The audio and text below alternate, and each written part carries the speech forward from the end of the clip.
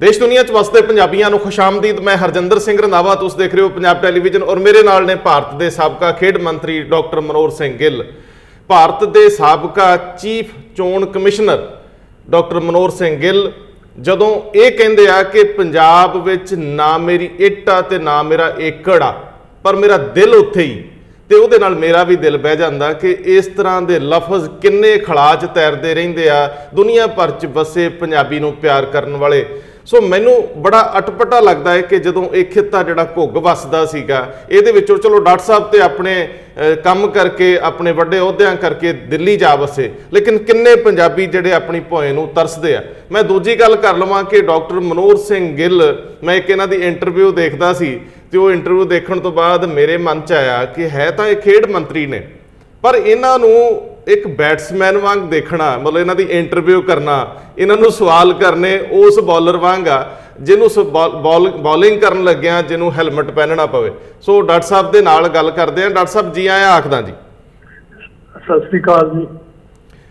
दोस्तों, डॉक्टर मनोहर सिंह गिल तरन ताਰਨ ਦੀਆਂ ਜੂਹਾਂ ਚੋਂ ਨਿਕਲਦੇ ਆ, ਉੱਥੇ ਨਾਲ ਹੀ ਪਿੰਡ ਹੈ ਇਹਨਾਂ ਦਾ, लेकिन कई बारी असी सोचते हाँ कि यार भारत का खेड मंत्री जां चीफ इलैक्शन कमिश्नर पता नहीं मूँह दे विच सोने का चमचा लैके पैदा होने वाला इंसान हो सकता, पर जदों तुसीं ये जाणोगे कि डॉक्टर मनोहर सिंह गिल अपने नानके पिंड जाण लग्गिया टांगे च जांदे सी और कदे रेते च फस जाना ते धक्का भी लाउणा, ते डॉक्टर साहब वैसे वो किस्से कहानियां कदे चेत्यां च दूर पईयां ने कि विसर गईयां हुण? नहीं नहीं, विसरियां कुछ नहीं, ये तो नाल ही जान गया।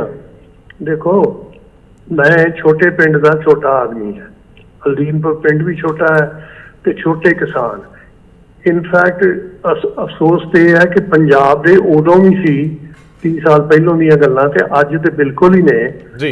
एवरेज 1.5 एकड़ भी नहीं है पंजाब के जिमीदार का जी, तो सारे छोटे ही ने, कोई इक्के दुक्के है जिहड़े किसी तरीके नाल बहुत वड्डे बन गए, चलो हो गया। ते सो छोटे आदमी ते रूड़ी वाले मेरा नानके सी, मेरी माँ उत्थों दी संधू टब्बर चो सी, और सो उत्थे मेरे पिता जी ने जदों फौज चों आउणा ते वो फिर सौहरे ते जाईदा ना, प्रैक्टिस हुंदी सी जी। ते उदों अंग्रेज दी सड़क ते सी अंबरसर तो सरियाली तक मसां 10-8 फुट। अच्छा। ते उहदे ते कोई एक गड्डी एक मोटर जांदी सी चोला साहब तक, रूड़ी वाले नहीं सी कुछ भी जांदा जी। ते सरियाली तो अगे कच्ची सी, फिर सारा कच्चा ही जाना जी। ते सो नैचुरली मेजर साहब ने, मेरे पिताजी ने जरा रोप पाउणा है कि भाई मैं सौहरे आया। अच्छा। ते फिर वो पिंड च 2 टांगे हैगे सी माड़े चंगे, तो एक सालम कर लेना, सालम। अच्छा। ते ओहदे च असीं बह जाना, निके निके 2 मुंडे ते मां मेरी, ते असीं चले जाना। ते जिस वेले अगे निकल जाना सरियाली तो, ते जेहड़े खाल ने, खालां जो रेत कड्ढी जाईदी ते उन्हां दी साइडां ते पहाड़ जिद्दियां बणीਆਂ सी बिल्कुल, ते ओहदे नाल रेते च पिया सी, ना दिसे ना हैगा सी, ते ओहदे ते टांगा जाना। ते फिर टांगा ते रोब ली सी, टांगे नूं धक्का ते मेजर साहब ने लाउणा सी, ते मैं वड्डा मुंडा सी, मैं भी मोटा दिंदा सी, ते ओह बेचारे घोड़े नूं चुक चुक के असीं, सानूं डर होना उल्लर ही ना जाए। वो तो हुंदा रहा ते रूड़ी वाले पहुंचना एक बहुत ही एवरेस्ट चढ़ने वाली गल सी। तां जो मैं मंडी बोर्ड का चेयरमैन बनया ना, तो मैं सड़कां पंजाब दियां शुरू कीतियां मशीन मैटल। मैं क्या यार, चोले तो रूड़ी वाले दी और चोले तो सरियाली दी सड़क पहलों बनाओ, हाली भी जे मैं नानके जावां तो मैं टांगे ते जाना। अच्छा, वैसे डॉक्टर साहब तुसीं मैनू सच्ची वो जिहड़ा तुहाडा लफज सी, एक वाक सी, उन्हें मेरे कालजे धू पाई कि ना मेरी उत्थे इट आ ते ना एकड़ आ, पर मेरा दिल उत्थे वसदा है। ते कदे पिंड वल गेड़ा भी मारदे हो, जां जदों वो 30 साल तो ज़्यादा दा समा हो गया तुहानूं इत्थों निकलिया, ते कदे वापस उस स्पिरिट नाल वापस आए, रूहदारी नाल कि यार उत्थे जाके हुण किते वट ते बह के वो गन्ना भी चूपना है, कदे इदां दी भी गल होई कि नहीं? जां लोक बहण ही नहीं? हमेशा ही रोज।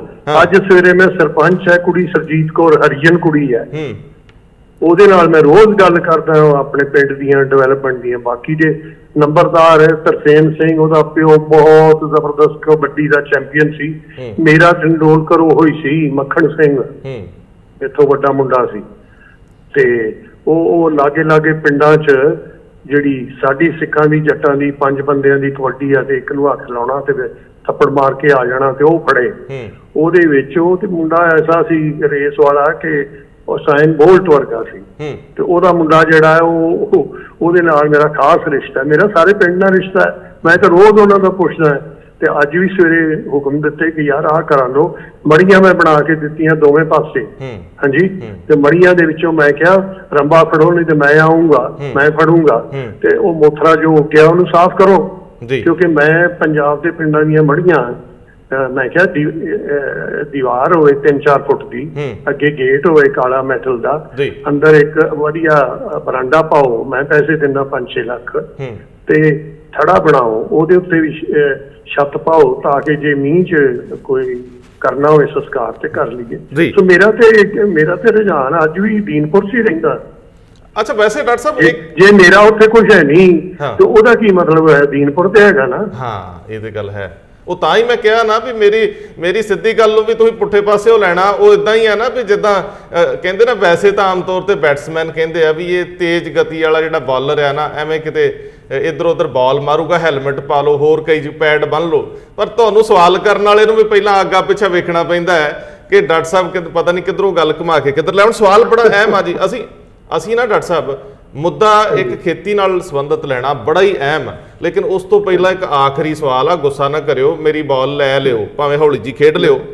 ਸਵਾਲ ਇਹ ਆ ਕਿ ਆਮ ਤੌਰ ਤੇ ਉਸ ਸਮੇਂ 'ਚ ਜਦੋਂ ਤੁਸੀਂ ਪਿੰਡ ਸੀਗੇ, ਜਦੋਂ ਉਹ ਪੜ੍ਹਾਈ ਦੇ ਦਿਨ ਸੀਗੇ, ਉਹ ਕਿਹੜਾ ਦੌਰ ਸੀ ਵੀ ਇੱਕ ਤਰਨਤਾਰਨ ਵਰਗੇ ਏਰੀਏ ਚੋਂ ਉੱਠ ਕੇ ਤੇ ਤੁਸੀਂ ਚੋਣ ਕਮਿਸ਼ਨਰ ਜਾ ਲੱਗੇ? ਪੜ੍ਹਾਈ ਵਾਲੀ ਗੱਲ ਦੇ ਵਿੱਚ ਕਿਸੇ ਸਰਕਾਰੀ ਸਕੂਲ ਨੇ ਪੜ੍ਹਾਇਆ, ਉਹ ਮਾਸਟਰ ਕਿਸੇ ਨੇ ਪੜ੍ਹਾਇਆ, ਜਾਂ ਕਿਤੇ ਤੁਹਾਡੇ ਪਿਤਾ ਜੀ ਦੇ ਬ੍ਰੇਨ 'ਚ ਕੋਈ ਐਸਾ ਖਿਆਲ ਆਇਆ ਕਿ ਤੁਹਾਨੂੰ ਚੁੱਕ ਕੇ ਕਿਤੇ ਦੂਰ ਪੜ੍ਹਨ ਲਾਤਾ, ਜਿੱਦਾਂ ਅੱਜ ਵੀ ਟ੍ਰੈਂਡ ਆ? ਉਹ ਮਾੜਾ ਜਿਹਾ ਦੱਸਿਓ ਤਾਂ ਕਿ ਲੋਕਾਂ ਦੇ ਮਨ 'ਚ ਐਜੂਕੇਸ਼ਨ ਦੀ ਅਹਿਮੀਅਤ ਨੂੰ ਲੈ ਕੇ, ਜਿਹੜਾ ਇੱਕ ਅਕਸਰ ਭੰਬਲ ਭੂਸਾ ਰਹਿੰਦਾ ਹੈ ਕਿ ਪਹਿਲਾਂ ਤਾਂ ਆਪਣੇ ਕਾਰੋਬਾਰ ਸੈੱਟ ਕਰ ਲਓ, ਨਿਆਣਿਆਂ ਦੀ ਪੜ੍ਹਾਈ ਬਾਅਦ 'ਚ, ਇਹ ਜ਼ਰਾ ਅਹਿਮ ਇਸ਼ੂ ਜਿਹੜਾ ਇਹਨੂੰ ਐਡਰੈਸ ਕਰ ਦਿਓ 2-4 ਮਿੰਟ ਲਈ।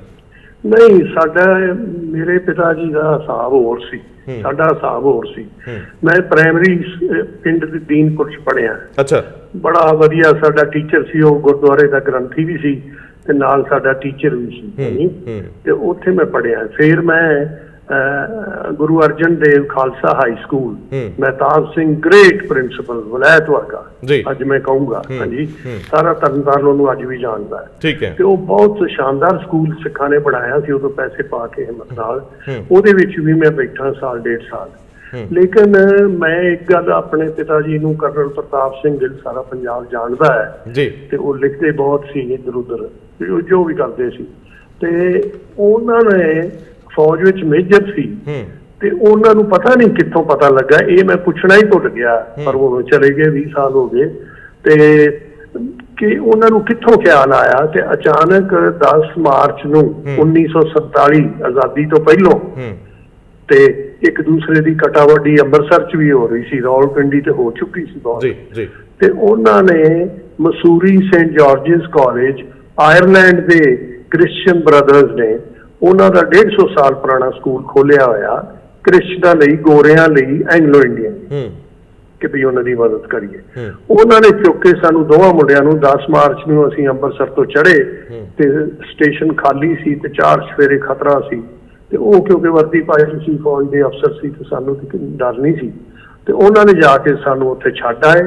ਤੇ ਮੈਂ ਉੱਥੇ 47 ਤੋਂ 53 ਤੱਕ 6 ਸਾਲ ਰਿਹਾ, ਮੇਰਾ ਭਰਾ 1 ਸਾਲ ਹੋਰ ਰਿਹਾ, ਤੇ ਅਸੀਂ ਉੱਥੋਂ, ਮੈਂ ਹਮੇਸ਼ਾ ਇਹ ਕਹਿਣਾ, ਉਹਨਾਂ ਦੀ ਯਾਦ ਵਿੱਚ ਕਹਿਣਾ, ਚਾਹੇ 20 ਸਾਲ ਹੋ ਜਾਣ ਚਾਹੇ 30 ਸਾਲ, ਕਿ ਜੇ ਮੇਰੇ ਪਿਤਾ ਜੀ ਮੈਨੂੰ ਉੱਥੋਂ ਚੁੱਕ ਕੇ ਤੇ ਉੱਚ ਦੀ ਜੋ ਵੀ ਐਜੂਕੇਸ਼ਨ ਉਸ ਵੇਲੇ ਮਿਲ ਸਕਦੀ ਸੀ ਉਹਦੇ ਵਿੱਚ ਨਾ ਬਿਠਾ ਦਿੰਦੇ, ਤੇ ਮੇਜਰ ਦੀ 700-800 ਰੁਪਈਆ ਦੀ ਤਨਖਾਹ ਹੁੰਦੀ ਸੀ, ਸ਼ਾਇਦ ਇੰਨੀ ਵੀ ਨਹੀਂ, ਤੇ ਉਹ ਅੱਧਾ ਸਾਡਾ ਦੋਵਾਂ ਭਰਾਵਾਂ ਦਾ ਖਰਚਾ ਦਿੰਦੇ ਸੀ ਬੋਰਡਿੰਗ ਦਾ, ਤੇ ਅੱਧੇ 'ਚ ਦਾਲ ਤੇ ਫੁਲਕਾ ਦੋਵੇਂ ਮਾਂ ਪਿਓ ਖਾਂਦੇ ਸੀ। ਹਾਂਜੀ, ਉਹਨਾਂ ਨੇ ਜੇ ਉਹ ਇਹ ਨਾ ਕਰਦੇ, ਤੇ ਮੈਂ ਜਿੱਦਣ ਮੈਂ ਸੀ ਚੀਫ ਇਲੈਕਸ਼ਨ ਕਮਿਸ਼ਨਰ ਰਿਟਾਇਰ ਹੋਇਆ, ਮੈਂ ਕਿਹਾ ਜਾਣ ਕੇ ਲੋਕਾਂ ਨੂੰ ਸਮਝਾਉਣ ਲਈ ਕਿ ਵਿਦਿਆ ਵਿਦਿਆ ਵਿਦਿਆ, ਹੋਰ ਕੁਝ ਨਹੀਂ ਹੈ। ਤੇ ਮੈਂ ਉਹ ਦਿਨ ਕਿਹਾ, ਮੈਂ ਕਿਹਾ ਜੇ ਮੇਰੇ ਪਿਤਾ ਜੀ ਇਹ ਕੰਮ ਨਾ ਕਰਦੇ ਤੇ ਆਪਣੀ ਸੁੱਕੀ ਰੋਟੀ ਖਾ ਕੇ ਤੇ ਸਾਡੇ ਖਰਚੇ ਦਿੰਦੇ, ਤੇ ਮੈਂ ਵੀ ਛੋਟਾ ਥਾਣੇਦਾਰ ਰਿਟਾਇਰ ਸ਼ਾਇਦ ਹੁੰਦਾ, ਕਿਉਂਕਿ ਸਾਡੇ ਕੋਈ ਸਿੰਘ ਨਹੀਂ ਲੱਗੇ ਹੋਏ। ਤੇ ਉਹ ਜਾ ਕੇ ਤੇ ਐਸਪੀ ਦੇ ਤਰਲੇ ਕੱਢ ਕੁੱਟ ਕੇ ਜੀ ਅਸੀਂ ਫੌਜੀ ਆਈਏ ਹੈ ਉਹ ਹੈ, ਤੇ ਉਹ ਸਿਪਾਹੀ ਭਰਤੀ ਕਰਾ ਦਿੰਦੇ ਤੇ ਛੋਟਾ ਥਾਣੇਦਾਰ ਬਣ ਜਾਂਦੇ 20-30 ਸਾਲ 'ਚ। ਅੱਛਾ, ਵੈਸੇ ਵੈਸੇ ਡਾਕਟਰ ਸਾਹਿਬ ਇੱਕ ਆਖਰੀ ਇੱਥੋਂ ਅੱਗੇ ਤੁਰਦੇ ਆ, ਤੁਸੀਂ ਇੱਕ ਸਧਾਰਨ ਜਿਹਾ ਜ਼ਿਕਰ ਛੇੜਿਆ ਸੀ ਕਿ ਜਿਨ੍ਹਾਂ ਨੇ ਕੁਝ ਮਾਰ ਕੇ ਮਾਰੇ ਆ ਉਹ ਸਧਾਰਨ ਪਰਿਵਾਰਾਂ ਤੋਂ ਆਉਂਦੇ ਆ। ਤੁਸੀਂ ਮੈਨੂੰ 2 ਦਿਨ ਪਹਿਲਾਂ ਇਹ ਆਫ ਦਾ ਰਿਕਾਰਡ ਗੱਲ ਕਰਦਿਆਂ ਕਿਹਾ ਸੀ ਕਿ ਤੁਸੀਂ ਇਤਿਹਾਸ ਦੇਖ ਲਓ, ਸਾਡੇ ਲੋਕ ਤੇ ਐਵੇਂ ਹੀ ਕਹੀ ਜਾਂਦੇ ਆ ਵੀ ਸਾਥੋਂ ਨਹੀਂ ਹੋਣਾ। ਤੁਸੀਂ ਗੱਲ ਸਰਦਾਰ ਮੌਂਟੇਕ ਸਿੰਘ ਆਹਲੂਵਾਲੀਆ ਦੀ ਕਰਦੇ ਸੀਗੇ ਵੀ ਉਹ ਕਿਸ ਪਰਿਵਾਰ ਚੋਂ ਆਉਂਦੇ ਆ। ਤੁਸੀਂ ਡਾਕਟਰ ਮਨਮੋਹਨ ਸਿੰਘ ਦੇ ਪਾਕਿਸਤਾਨੋਂ ਉੱਜੜ ਕੇ ਆ ਕੇ ਹੁਸ਼ਿਆਰਪੁਰ ਪੜ੍ਹਨ ਦਾ ਜ਼ਿਕਰ ਛੇੜਦੇ ਸੀ। ਤੁਸੀਂ ਅਬਦੁਲ ਕਲਾਮ ਜਿਹੜੇ ਸਾਡੇ ਰਾਸ਼ਟਰਪਤੀ ਹੋਏ, ਡਾਕਟਰ ਅਬਦੁਲ ਕਲਾਮ, ਉਹਨਾਂ ਦੇ ਪਿੰਡ ਦੀ ਬੈਕਗ੍ਰਾਉਂਡ ਦਾ ਜ਼ਿਕਰ ਛੇੜਦੇ ਸੀ। ਇਹਦਾ ਮਤਲਬ ਹੈ ਕਿ ਜੀਵਨ ਦੇ ਵਿੱਚ ਸਿਰਫ ਇਹ ਸੋਚ ਕੇ ਬਹਿ ਗਏ ਕਿ ਯਾਰ ਇਹ ਸਾਡੇ ਵੱਸ ਦਾ ਰੋਗ ਨਹੀਂ, ਇਹ ਤਾਂ ਸਾਥੋਂ ਨਹੀਂ ਹੋਣਾ। ਇਹ ਗੱਲ ਐਵੇਂ ਮਹਿਜ ਭਰਮ ਨੇ। ਜੇ ਬੰਦਾ ਸੋਚੇ ਤੇ ਕਰ ਉਹੀ ਸਕਦਾ ਜਿਹੜਾ ਸਧਾਰਨਤਾ ਤੋਂ ਅੱਗੇ ਨੂੰ ਸਫ਼ਰ ਕਰਦਾ ਹੈ, ਸਧਾਰਨ ਪਰਿਵਾਰਾਂ ਤੋਂ। ਇਹਦੇ ਬਾਰੇ ਜਰਾ ਜ਼ਰੂਰ ਜਾਂਦੇ ਜਾਂਦੇ ਪਹਿਲਾਂ ਦੱਸੋ, ਅੱਗੇ ਫਿਰ ਤੁਰਦੇ ਹਾਂ। ਦੇਖੋ, ਇਹ ਗੱਲ ਇਹ ਸਿੱਖੀ ਦੇ ਉਲਟ ਹੈ ਕਿ ਜੀ ਸਾਥੋਂ ਕੁਝ ਨਹੀਂ ਹੋਣਾ, ਜੀ ਸਾਨੂੰ ਆਹ ਕਰੇ ਉਹ ਕਰੇ, ਸਾਡਾ ਕੋਈ ਚੌਧਰੀ ਹੈ ਨਹੀਂ ਮਦਦ ਕਰਨ ਵਾਲਾ। ਇਹ ਸਿੱਖੀ ਦੇ ਉਲਟ ਹੈ। ਹਿੰਮਤੇ ਮਰਦਾ ਮਦਦ ਖੁਦਾ, ਤੇ ਸਿੱਖ ਤੇ ਚੜ੍ਹਦੀ ਕਲਾ ਆਪਣਾ ਵਿਚਾਰ ਕਰਦੇ ਵੀ ਨਹੀਂ ਮੈਂ ਪਹੁੰਚੂਗਾ। ਮੈਂ ਆਪਣੇ ਪਿਤਾ ਦੀ ਕਲੀਅਰ ਐਗਜ਼ਾਮਪਲ ਹੈ। ਉਹ ਪਹਿਲਾਂ ਇਹ ਸੀ ਜਿਹੜੇ ਮੈਟ੍ਰਿਕ ਕਰਕੇ ਬੜੀ ਔਖੇ ਤੇ ਖਾਲਸਾ ਕਾਲਜ ਵਿੱਚੋਂ ਪੜ੍ਹੇ ਤੇ 12ਵੀਂ ਤੱਕ ਪੜ੍ਹੇ ਤੇ ਫਿਰ ਲੇਕਿਨ ਉਹ ਫੌਜ ਵਿੱਚ ਚਲੇ ਗਏ। ਫੌਜ ਵਿੱਚ ਵੀ ਉਹ 3-4 ਵਾਰ ਸਾਹਮਣੇ ਖੜੋਤੇ ਜੋ ਉਸ ਵੇਲੇ ਚੁਣਦੇ ਸੀ, ਕੋਈ ਬੰਦੇ ਲੈ ਕੇ ਤੇ ਉਹਨਾਂ ਨੂੰ ਅਫਸਰ ਬਣਾਉਂਦੇ ਸੀ, ਲੈਫਟੀਨੈਂਟ ਜੀ, ਨਹੀਂ ਤੇ ਸੂਬੇਦਾਰ ਤੇ ਘਰ ਆ ਜਾਂਦੇ ਸੀ, ਰਸਾਲਦਾਰ ਤੇ। ਮੇਰੇ ਗ੍ਰੈਂਡਫਾਦਰ ਸਾਧੂ ਸਿੰਘ ਉਹ ਰਸਾਲਦਾਰ ਘਰ ਆਏ ਸੀ। ਸਾਰੇ ਹੀ ਇਸ ਤਰ੍ਹਾਂ ਸੀ ਅੰਗਰੇਜ਼ ਦਾ ਸਿਸਟਮ। ਤੇ ਉਹ ਜਿਹੜੇ ਚੁਣਦੇ ਸੀ, ਮੇਰੇ ਪਿਤਾ ਜੀ ਇੱਕ ਵਾਰ ਉਹਨਾਂ ਨੇ ਨਹੀਂ ਚੁਣਿਆ, ਦੂਜੀ ਵਾਰ ਨਹੀਂ ਚੁਣਿਆ, ਫਿਰ ਜਾ ਕੇ ਦੂਜੀ ਪਲਟਨ ਚ ਭਰਤੀ ਹੋ ਗਏ। ਹਾਂਜੀ, ਤੇ ਉਹ ਟੱਕਰਾਂ ਮਾਰਦੇ ਰਹਿੰਦੇ ਸੀ। ਤੀਜੀ ਵਾਰ ਜਦੋਂ ਖੜੇ ਸੀ ਲਾਈਨ ਵਿੱਚ 5-7 ਮੁੰਡੇ ਤੇ ਖਿਜ਼ਰ ਯਾਦ ਖਾਂ ਆਇਆ ਤੇ ਨਾਲ ਉਹਦੇ 2-3 ਅੰਗਰੇਜ਼ ਆਏ ਤੇ ਉਹ ਐਵੇਂ ਇੰਟਰਵਿਊ ਜਿਹਾ ਲੈ ਰਹੇ ਸੀ ਸ਼ੁਗਲ ਨਾਲ। ਤੇ ਹਲਕਾ ਜਿਹਾ ਇੰਟਰਵਿਊ ਹੁੰਦਾ ਤੇ ਉਹਦੇ ਚੋਂ 1-2 ਮੁੰਡੇ ਹੀ ਭੇਜਣੇ ਸੀਗਾ। ਤੇ ਉਹ ਜਿਹਨੂੰ ਵੀ ਪੁੱਛਣ ਮੁੰਡੇ ਨੂੰ कि भाई तू की करेंगे, सर मैं तो बस ऐसे करता रहूंगा, मेहनत करता हूँ, जे तू भाई ना चुनिया गया फिर की कहूंगा, फिर कोई जवाब नहीं। मेरे पिताजी कर्नल प्रताप सिंह ਨੂੰ ਪੁੱਛਿਆ ਉਹਨਾਂ ਕਿ ਜੇ ਤੈਨੂੰ ਅਸੀਂ ਨਾ ਚੁਣੀਏ ਤੇ ਫਿਰ ਕੀ ਕਰੇਗਾ। ਕਹਿੰਦਾ ਜੀ ਮੈਂ ਚੌਥੀ ਵਾਰ ਭਰਤੀ ਹੋ ਜਾਊਂਗਾ, ਮੈਂ ਤੇ ਆਉਂਦਾ ਹੀ ਰਹਿਣਾ ਜਿੰਨਾ ਚਿਰ ਤੁਸੀਂ ਮੈਨੂੰ ਪੜਾਉਂਦੇ ਨਹੀਂ। ਕਮਾਲ ਹੈ, ਕਮਾਲ। ਗੱਲ ਤੇ ਆ ਹੈ ਨਾ, ਇਹ ਲੋਕਾਂ ਨੂੰ ਸਿੱਖਣੀ ਚਾਹੀਦੀ ਹੈ। ਜੇ ਮੈਂ ਇਸੇ ਕਰਕੇ ਕਿਹਾ ਪੰਜਾਬ ਨੂੰ ਸਿੱਖਿਆ ਦੇਣ ਲਈ, ਔਰ ਜਿੰਨਾ ਚਿਰ ਮੈਂ ਜਿੱਥੇ ਵੀ ਲੈਕਚਰ ਕਰਦਾ ਰਿਹਾ ਜਾਂ ਅੱਜ ਵੀ ਕਰਦਾ, ਤੇ ਇੱਕ ਹੀ ਕਰਦਾ ਯਾਰ ਮੁੰਡੇ ਕੁੜੀਆਂ ਨੂੰ ਪੜ੍ਹਾ ਦਿਓ, ਉਹਨਾਂ ਨੂੰ ਕੋਈ ਜ਼ਮੀਨਾਂ ਦੀ ਲੋੜ ਨਹੀਂ ਗੀ, ਜ਼ਮੀਨਾਂ ਹੈ ਨਹੀਂ ਗੀਆਂ ਸਾਡੇ ਕੋਲ, ਜਿਹੜਾ ਪੜ੍ਹਿਆ ਹੈ ਉਹ ਤੇ ਅੱਗੇ ਜਾਂਦਾ। ਇਸੇ ਕਰਕੇ ਮੈਨੂੰ ਪੰਜਾਬ ਦੀਆਂ ਸ਼ਾਦੀਆਂ ਦੇ ਉੱਤੇ ਬਹੁਤ ਇਤਰਾਜ਼ ਹੈ। ਮੈਂ ਕੱਲ ਪਰਸੋਂ ਕੈਨੇਡਾ ਵੀ ਕਿਹਾ ਸੀ ਕਿ ਪੰਜਾਬ ਦੀ ਇੰਡਸਟਰੀ ਸਿਰਫ ਮੈਰਿਜ ਪੈਲੇਸ ਹੀ ਰਹਿ ਗਈ। ਹਰ ਜੱਟ ਨੇ 2 ਏਕੜ ਵੇਚ ਕੇ ਤੇ ਸੜਕ ਤੇ ਬਣਾਤਾ ਇੱਕ ਸ਼ੈੱਡ ਜਿਹਾ, ਉੱਥੇ ਉਹਨੂੰ ਵਿਸਕੀ ਵੀ ਮਿਲਦੀ, ਸ਼ਰਾਬ ਵੀ ਮਿਲਦੀ ਤੇ ਮੁਰਗੇ ਵੀ ਮਿਲਦੇ ਮੁਫਤ, ਤੇ ਉਹ ਲੋਕ ਖਾਈ ਜਾਂਦੇ ਪਾਗਲਾਂ ਵਾਂਗੂ 3-4 ਦਿਨ ਤੇ ਕੰਗਾਲ ਹੋ ਜਾਂਦੇ ਨੇ, ਤੇ ਕੁੜੀ ਨੂੰ ਅਗਲੇ ਜਾ ਕੇ ਤੇ ਚੌਥੇ ਦਿਨ ਘਰ ਭੇਜ ਦਿੰਦੇ ਕਿ ਤੂੰ ਵੱਡੀ ਕਾਰ ਨਹੀਂ ਲਿਆਈ। ਇਹ ਕੀ ਹੋਇਆ? ਇਹ ਕੀ ਹੋਇਆ? ਇਹ ਸਿੱਖੀ ਹੈ? ਮੈਨੂੰ ਨਹੀਂ ਸਮਝ ਆਉਂਦੀ। ਅੱਛਾ ਸਰਦਾਰ ਸਾਹਿਬ, ਤੁਸੀਂ ਇਹ ਗੱਲ ਕਰਦੇ ਸੀ ਕਿ ਮੈਂ ਆਮ ਆਦਮੀ ਆ ਪਿੰਡ ਦਾ, ਤੇ ਜਿੱਥੋਂ ਆਪਣੀ ਮੰਡੀ ਨਿਕਲਦੀ ਹੈ, ਤੇ ਤੁਸੀਂ 86 ਦੇ ਵਿੱਚ ਪੰਜਾਬ ਦੇ ਡਿਵੈਲਪਮੈਂਟ ਕਮਿਸ਼ਨਰ ਬਣ ਜਾਂਦੇ ਹੋ, ਤੇ ਉਹ ਇੱਕ ਜਿਹੜਾ ਖਿਆਲ ਸੀ ਪਿੰਡ ਨੂੰ ਖੜੇ ਕਰਨ ਦਾ, ਕਿਸਾਨ ਨੂੰ ਖੜੇ ਕਰਨ ਦਾ, ਛੋਟੇ ਕਿਸਾਨ ਨੂੰ ਖੜੇ ਕਰਨ ਦਾ, ਉਹ ਐਕਚੁਅਲੀ ਵਿੱਚ ਅੱਜ ਤੱਕ ਤੁਹਾਡੇ ਇੰਨੇ ਸਾਲ 3 ਦਹਾਕਿਆਂ ਤੋਂ ਵੱਧ ਬੀਤ ਜਾਣ ਤੇ ਵੀ ਉਹ ਆਪਣੀ ਮੰਡੀ ਸਹਿਕਦੀ ਤੁਰੀ ਫਿਰਦੀ ਆ। ਜੇ ਚੰਡੀਗੜ੍ਹ ਦੇ ਗਲਿਆਰਿਆਂ 'ਚ ਵੱਖ-ਵੱਖ ਮਾਰਕੀਟਾਂ ਦੇ ਵਿੱਚ, ਸ਼ਾਇਦ ਵਿਸਥਾਰ ਪੰਜਾਬ ਦੇ ਕਈ ਸ਼ਹਿਰਾਂ 'ਚ ਵੀ ਲੈ ਗਈ ਆ। ਇਹ ਜਿਹੜਾ ਕੰਸੈਪਟ ਸੀ, ਸੰਕਲਪ ਸੀ, ਮਨ 'ਚ ਕਿੱਥੋਂ ਲੈ ਕੇ ਆਏ ਸੀ? ਇੱਥੇ ਜ਼ਰਾ ਡਿਟੇਲ 'ਚ ਦੱਸਿਓ ਵੀ ਤੁਸੀਂ ਉਨੀ ਦਿਨੀ, ਮੇਰੇ ਖਿਆਲ ਤੁਸੀਂ ਯੂਰਪ ਤੋਂ ਮੁੜੇ ਸੀਗੇ ਤੇ ਤੁਸੀਂ ਆਉਂਦਿਆਂ ਹੀ ਡਿਵੈਲਪਮੈਂਟ ਕਮਿਸ਼ਨਰ ਪੰਜਾਬ ਦੇ ਲੱਗੇ, ਤੇ ਫਿਰ ਤੁਸੀਂ ਜੋ ਕੀਤਾ ਉਹ ਇਤਿਹਾਸ ਬਣ ਗਿਆ। ਹੁਣ ਉਧਰ ਝਾਤੀ ਪਾਓ। ਮੈਂ ਤੁਹਾਡਾ ਅਖਬਾਰ 'ਚ ਆਰਟੀਕਲ ਪੜ੍ਹਿਆ ਸੀ, ਪੰਜਾਬ ਦੇ ਕਿਸਾਨਾਂ ਨੂੰ ਅੱਜ ਫਿਰ ਲੋੜ ਆ ਕਿਉਂਕਿ ਜ਼ਮੀਨ ਘਟ ਗਈ, ਤੇ ਹੁਣ ਖੇਤੀ ਜਿਹੜੀ ਆ ਉਹਨੂੰ ਜੇ ਤੁਸੀਂ ਸਿਰਫ ਝੋਨੇ ਕਣਕ ਤੱਕ ਰੱਖੋਗੇ ਗੱਲ ਨਹੀਂ ਬਣਨੀ। ਸੋ ਛੋਟੇ ਮੁਨਾਫੇ ਤੇ ਮਿਡਲਮੈਨ ਦਲਾਲ ਜਿਹੜੇ ਉਹ ਕੱਢੇ ਬਿਨਾਂ ਗੁਜ਼ਾਰਾ ਨਹੀਂ। ਉੱਥੇ ਜ਼ਰਾ ਹੁਣ ਆਇਓ ਸਟ੍ਰੀਕ ਤਰੀਕੇ ਨਾਲ। ਮੈਂ ਜੀ 67 ਵਿੱਚ 1967 ਵਿੱਚ ਕੈਂਬਰਿਜ ਯੂਨੀਵਰਸਿਟੀ ਗਿਆ ਸੀ ਇੰਗਲੈਂਡ। ਅੱਛਾ। ਮੈਨੂੰ ਸੈਂਟਰਲ ਗਵਰਨਮੈਂਟ ਨੇ ਚੁਣ ਕੇ ਭੇਜ ਦਿੱਤਾ ਸੀ। ਠੀਕ ਹੈ। ਤੇ ਕੈਂਬਰਿਜ ਯੂਨੀਵਰਸਿਟੀ 800 ਸਾਲ ਪੁਰਾਣੀ ਹੈ। ਬਾਬਾ ਨਾਨਕ ਅਸੀਂ 550 ਸਾਲਾਂ ਮਨਾ ਰਹੇ ਹਾਂ ਜੀ। ਸੋ ਅੰਦਾਜ਼ਾ ਕਰੋ ਕਿੰਨੀ ਪੁਰਾਣੀ ਆ। ਆਕਸਫੋਰਡ ਵੀ ਇਸ ਤਰ੍ਹਾਂ ਹੈ ਜੀ। ਇਹ ਦੋ ਯੂਨੀਵਰਸਿਟੀਆਂ, ਚਾਹੇ ਅੱਜ ਅਮਰੀਕਾ ਗ੍ਰੇਟ ਪਾਵਰ ਤੇ ਇੰਗਲੈਂਡ ਥੱਲੇ ਆ ਗਿਆ, ਲੇਕਿਨ ਵਿਦਿਆ ਦੇ ਵਿੱਚ ਦੁਨੀਆ ਦੇ ਵਿੱਚ ਇਹ ਦੋ ਨੰਬਰ 1 ਨੇ, ਕੈਂਬਰਿਜ ਜੀ। ਔਰ ਅਮਰੀਕਾ ਨੇ ਬੜੀਆਂ ਯੂਨੀਵਰਸਿਟੀਆਂ ਬਣਾਈਆਂ ਸ਼ਾਨਦਾਰ, ਪਰ ਉਹ ਕੋਈ ਨਹੀਂ ਕਹਿ ਸਕੀ ਕਿ ਇਹਨਾਂ ਤੇ ਅਸੀਂ ਉੱਤੇ ਹਾਂ। ਨਹੀਂ, ਓਕੇ, ਨੋਬੈਲ ਪ੍ਰਾਈਜ਼ ਦੁਨੀਆ ਦੇ ਅੱਧੇ ਉੱਥੇ ਹੀ ਜਾਂਦੇ, ਕੈਂਬਰਿਜ। ਸੋ ਉੱਥੇ ਮੈਨੂੰ ਭੇਜ ਦਿੱਤਾ। ਉਹ ਇੱਕ ਪਹਿਲੀ ਵਾਰ ਮੈਂ ਗੋਰਿਆਂ ਦੇ ਮੁਲਕ ਗਿਆ, ਵਲਾਇਤ ਗਿਆ, ਗੋਰੇ ਵੇਖੇ ਆਪਣੀ ਸਭਿਅਤਾ 'ਚ, ਆਪਣੇ ਵਾਤਾਵਰਣ 'ਚ ਜੀ। ਤੇ ਉੱਥੇ ਮੈਂ ਰਿਹਾ ਸਾਲ, ਔਰ ਉੱਥੇ ਮੈਂ ਵੇਖਿਆ ਕਿ ਛੋਟਾ ਜਿਹਾ ਸ਼ਹਿਰ ਹੈ ਕੈਂਬਰਿਜ, 18-20 ਕਾਲਜ ਨੇ ਤੇ ਉਹ ਉਹਨਾਂ ਨੂੰ ਜੋੜ ਕੇ ਯੂਨੀਵਰਸਿਟੀ ਬਣਾਈ ਹੋਈ, ਐਸਾ ਉਹਨਾਂ ਦਾ ਢਾਂਚਾ ਹੈ ਜੀ। ਕਾਲਜ ਖੁਦ ਮੁਖਤਿਆਰ ਨੇ। ਮੈਂ ਕੁਈਨਸ ਕਾਲਜ ਵਿੱਚ ਸੀ, ਅੱਜ ਵੀ ਉਹਨਾਂ ਦਾ ਮੈਂ ਆਨਰਰੀ ਫੈਲੋ ਹੈ, ਉਮਰ ਲਈ ਰੱਖਿਆ ਹੋਇਆ ਉਹਨਾਂ। ਤੇ ਉੱਥੇ ਮੈਂ ਵੇਖਿਆ ਕਿ ਸ਼ਹਿਰ ਦੇ ਉਹ ਸਾਰੇ ਕਾਲਜ ਹੀ ਨੇ ਦਰਿਆ ਦੇ ਨਾਲ ਨਿੱਘਾ ਜਿਹਾ ਦਰਿਆ ਹੈ ਸਾਡੇ ਜਿੱਦਾਂ ਵੀ ਨਹੀਂ। ਤੇ ਉਹਦੇ ਵਿਚਕਾਰ ਸੇਂਟ ਮੇਰੀਜ਼ ਉਹਨਾਂ ਦਾ ਚਰਚ ਹੈ, ਉਹਦੇ ਨਾਲ ਇੱਕ ਚੁਗੱਠਾ ਹੁੰਦਾ ਹੈ ਜੀ, ਮਾਰਕੀਟ ਸਕੁਆਇਰ ਅੰਗਰੇਜ਼ੀ ਚੋਂ ਕਹਿੰਦੇ ਨੇ, ਹਰ ਸ਼ਹਿਰ 'ਚ ਹੈਗਾ ਉਹਨਾਂ ਦੇ ਨਿੱਕੇ ਵੱਡੇ 'ਚ। ਤੇ ਉੱਥੇ ਮੈਂ ਦੇਖਦਾ ਸੀ ਸੈਟਰਡੇ ਸੰਡੇ ਨੂੰ ਜਦੋਂ ਛੁੱਟੀਆਂ ਹੁੰਦੀਆਂ ਤੇ ਆਲੇ ਦੁਆਲੇ ਪਿੰਡਾਂ ਦੇ ਵਿੱਚੋਂ ਪ੍ਰੋਫੈਸਰ ਵੀ ਸਭ ਪਿੰਡਾਂ 'ਚ ਹੀ ਰਹਿੰਦੇ ਸੀ। ਹਾਂਜੀ, ਕਿਉਂਕਿ ਪਿੰਡ ਉਹਨਾਂ ਦੇ ਸ਼ਾਨਦਾਰ ਨੇ, ਬੜੇ ਸੋਹਣੇ ਰੱਖੇ ਨੇ ਨਿੱਕੇ ਨਿੱਕੇ। ਤੇ ਉੱਥੋਂ ਲੋਕ ਆਉਂਦੇ ਸੀ ਤੇ ਆਪਣੀ ਪੂਰੀ ਹਫ਼ਤੇ ਦੀ ਮਾਰਕੀਟਿੰਗ ਕਰਦੇ ਸੀ। ਤੇ ਉਹਦੇ ਮਾਰਕੀਟਿੰਗ ਵੇਲੇ ਉਹ ਆਲੇ ਦੁਆਲੇ ਦੇ ਜਿਹੜੇ ਕਿਸਾਨ ਸੀ ਉਹ ਆ ਕੇ ਉਦਣ ਉੱਥੇ ਆਪਣੇ ਫੱਟੇ ਲਾ ਲੈਂਦੇ ਸੀ ਤੇ ਉਹ ਮਾਰਕੀਟ ਸਕੁਆਇਰ ਦੇ ਵਿੱਚ ਲਾਈਨਾਂ ਲੱਗ ਜਾਂਦੀਆਂ ਸੀ ਫੱਟਿਆਂ ਦਾ। ਕੋਈ ਸ਼ਹਿਦ ਵੇਚ ਰਿਹਾ ਆਪਣੇ ਘਰ ਦਾ ਬਣਾਇਆ, ਕੋਈ ਵੇਚ ਰਿਹਾ ਫੁੱਲ, ਕੋਈ ਵੇਚ ਰਿਹਾ ਗੁਲਦਸਤੇ, ਕੋਈ ਵੇਚ ਰਿਹਾ ਆਪਣਾ ਖਾਣ ਪੀਣ ਦਾ ਕੋਈ ਸਮਾਨ, ਜੋ ਦਿਲ ਚ ਆਵੇ ਉਹ ਵੇਚਦੇ ਸੀ ਜੀ। ਉਹ ਡਾਇਰੈਕਟ ਮਤਲਬ ਜਿਹਨੇ ਵੇਚਣਾ ਛੋਟੇ ਆਦਮੀ ਨੇ, ਉਹਨੇ ਆ ਕੇ ਤੇ ਸਿੱਧਾ ਤੁਸੀਂ ਲੈ ਜਾਣਾ ਜਿਹਨੇ ਲੈਣਾ, ਤੇ ਵਿੱਚ ਵਿਚੋਲਾ ਕੋਈ ਨਹੀਂ ਸੀ। ਜਿਹੜੇ ਲੁੱਟ ਜਾਂਦੇ, ਦੁਨੀਆ ਲੁੱਟੀ ਜਾ ਰਹੀ ਵਿਚੋਲਿਆਂ ਵੱਲੋਂ। ਤੇ ਉਹ ਮੈਂ ਦੇਖਦਾ ਸੀ ਉੱਥੋਂ ਮੈਂ ਕਿਤਾਬਾਂ ਵੀ ਬੜੀਆਂ ਲਈਆਂ ਆਪਣੀ ਉਮਰ ਦੇ ਵਿੱਚ, ਮੈਂ ਜਾਂਦਾ ਹੀ ਰਹਿਣਾ। ਤੇ ਕਿਉਂ ਉਹ ਜਿਹੜੇ ਪ੍ਰੋਫੈਸਰ ਵਿਚਾਰੇ ਮਾਰੀ ਜਾਂਦੇ ਅਖੀਰ ਚ, ਤੇ ਉਹਨਾਂ ਦੇ ਘਰ ਚ 500 ਕਿਤਾਬ, 1000 ਕਿਤਾਬ ਔਰ ਰੇਅਰ ਕਿਤਾਬਾਂ ਜਿਹੜੀਆਂ ਮਿਲਦੀਆਂ ਨਹੀਂ ਗਈਆਂ, ਉਹ ਉਹਨਾਂ ਸਾਰੀ ਉਮਰ ਰੱਖੀਆਂ। ਤੇ ਜਦੋਂ ਮਰ ਗਿਆ ਤੇ ਫਿਰ ਉਹ ਬਾਹਰ ਹੀ ਆਉਣੀਆਂ, ਨਿਆਣਿਆਂ ਦੇ ਇਹ ਜਗ੍ਹਾ ਘੇਰਦੀਆਂ। ਹਾਂ, ਉਹ ਵੀ ਉੱਥੇ ਵਿਕਦੀਆਂ ਸੀ। ਹਾਂਜੀ, ਤੇ ਉਹ ਲੋਕਾਂ ਨੇ ਜਿਹੜੇ ਕਬਾੜੀ ਵਾਲੇ ਸੀ ਉਹਨਾਂ ਨੇ ਖਰੀਦ ਲਿਆਉਣੀਆਂ। ਤੇ ਮੈਂ ਵੇਖਣਾ ਵੀ 1 ਪਾਊਂਡ 'ਚ ਮੈਨੂੰ ਕਿਤਾਬ ਮਿਲ ਰਹੀ ਜਿਹਦੀ ਕੀਮਤ 20 ਤੋਂ ਵੀ ਉੱਤੇ ਆ, 30 ਤੋਂ ਵੀ ਉੱਤੇ, ਅੱਜ ਤੇ ਮਿਲ ਹੀ ਨਹੀਂ ਸਕਦੀ, ਕਲਾਸਿਕ।